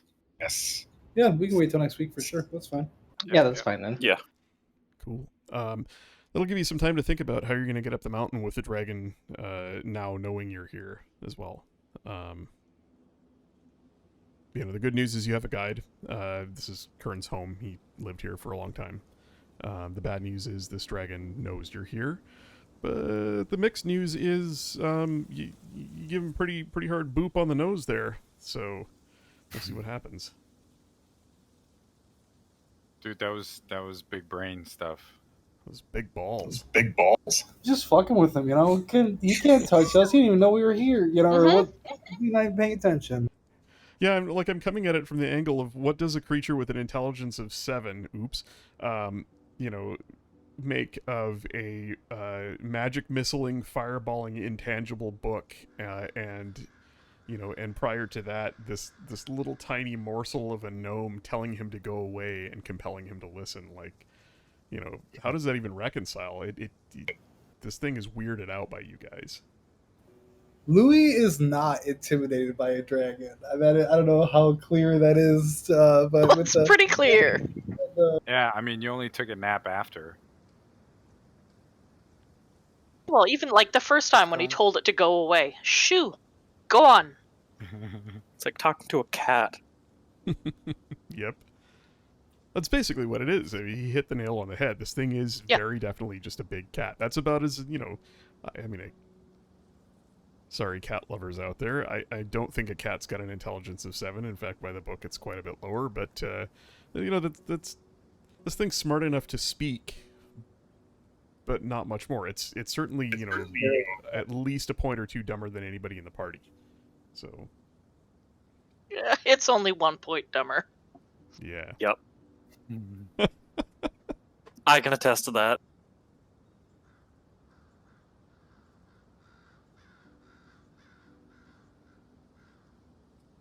It's cool, Poker. I don't know how you come up with all this. It's a lot of thinking and a lot of racking my brain and a lot of procrastination and then a lot of like last minute coming up with shit like while we're playing. And honestly, some of it is just asking myself, what would what would Dragon do, and then rolling dice to see what happens, and some of it is what you guys do, and playing off of that. I mean, a lot of it comes from inspiration of stuff that you've read or Yeah. heard about, books that, in the past, movies, etc., etc. Oh yeah, no, yeah, of course. But I think the trigger for me for a lot of stuff that I come up with in the moment is just playing with you guys.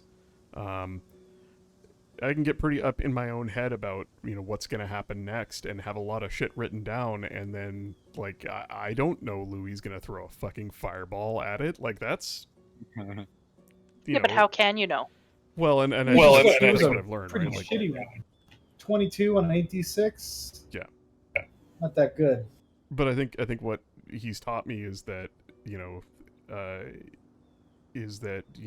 really shouldn't plan very hard, because anything could happen, right? Yeah. Like I was gonna say, it's perfect for a creative person. I will leave you guys on the Icepire Hold map, so you can come back to it and have a look and think if you want to come up with a plan or whatever. But I certainly fully expect that the ballista won't get used, and that the wizard's gonna cast some spell that I don't even know exists, and drag this thing out of the sky kicking and screaming, and then burn it from the inside out in a matter of 2 turns. My only hope is that I can murder people no matter what happens. The spell is called Earthbind, and I will be using it until he fails it. The spell is called what? It's called Earthbind. I linked it in yeah. the chat earlier.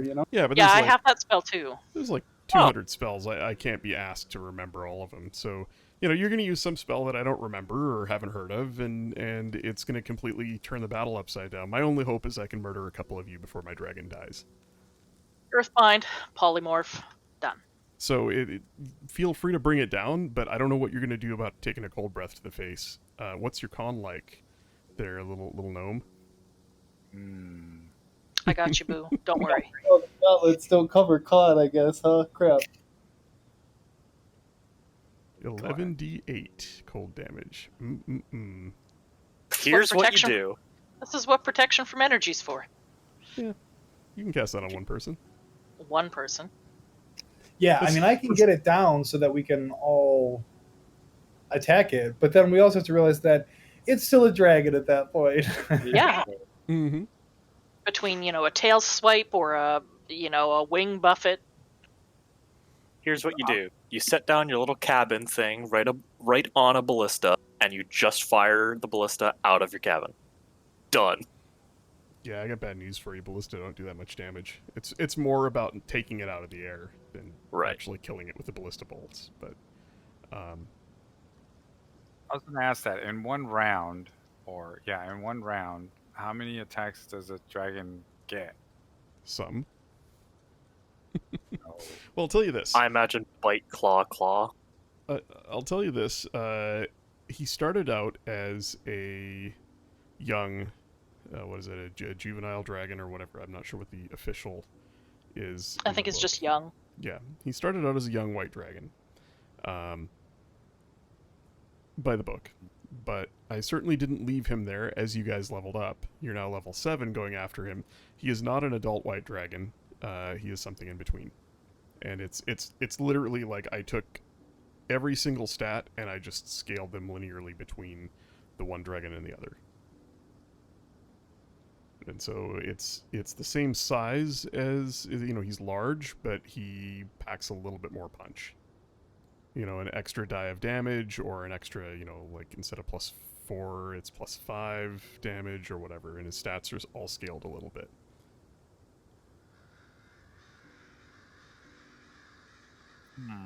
Should be fine though. You guys will be alright. But I mean, it's got a couple claws, it's got a bite, it's got a tail swipe. I mean, I know this from all the research that I've done. It's got a breath weapon that it can use more than once, but kind of a random amount of times. Yeah, I was desperately looking through my inventory for anything I could use as like a makeshift pouch so I could shoot at it. A makeshift pouch to shoot at. I was going to put a bunch of spice in it and just shoot at its nose. Oh. Because they have a really good sense of smell. Yeah, so if I put, Oh, that's cool. pepper or paprika into the pouch and it explodes on its face, it's going to hurt. Nice. Dude, I got pouches for days, man. Oh, Yeah, I let me I know. could probably stop the stream now. Bye, everybody.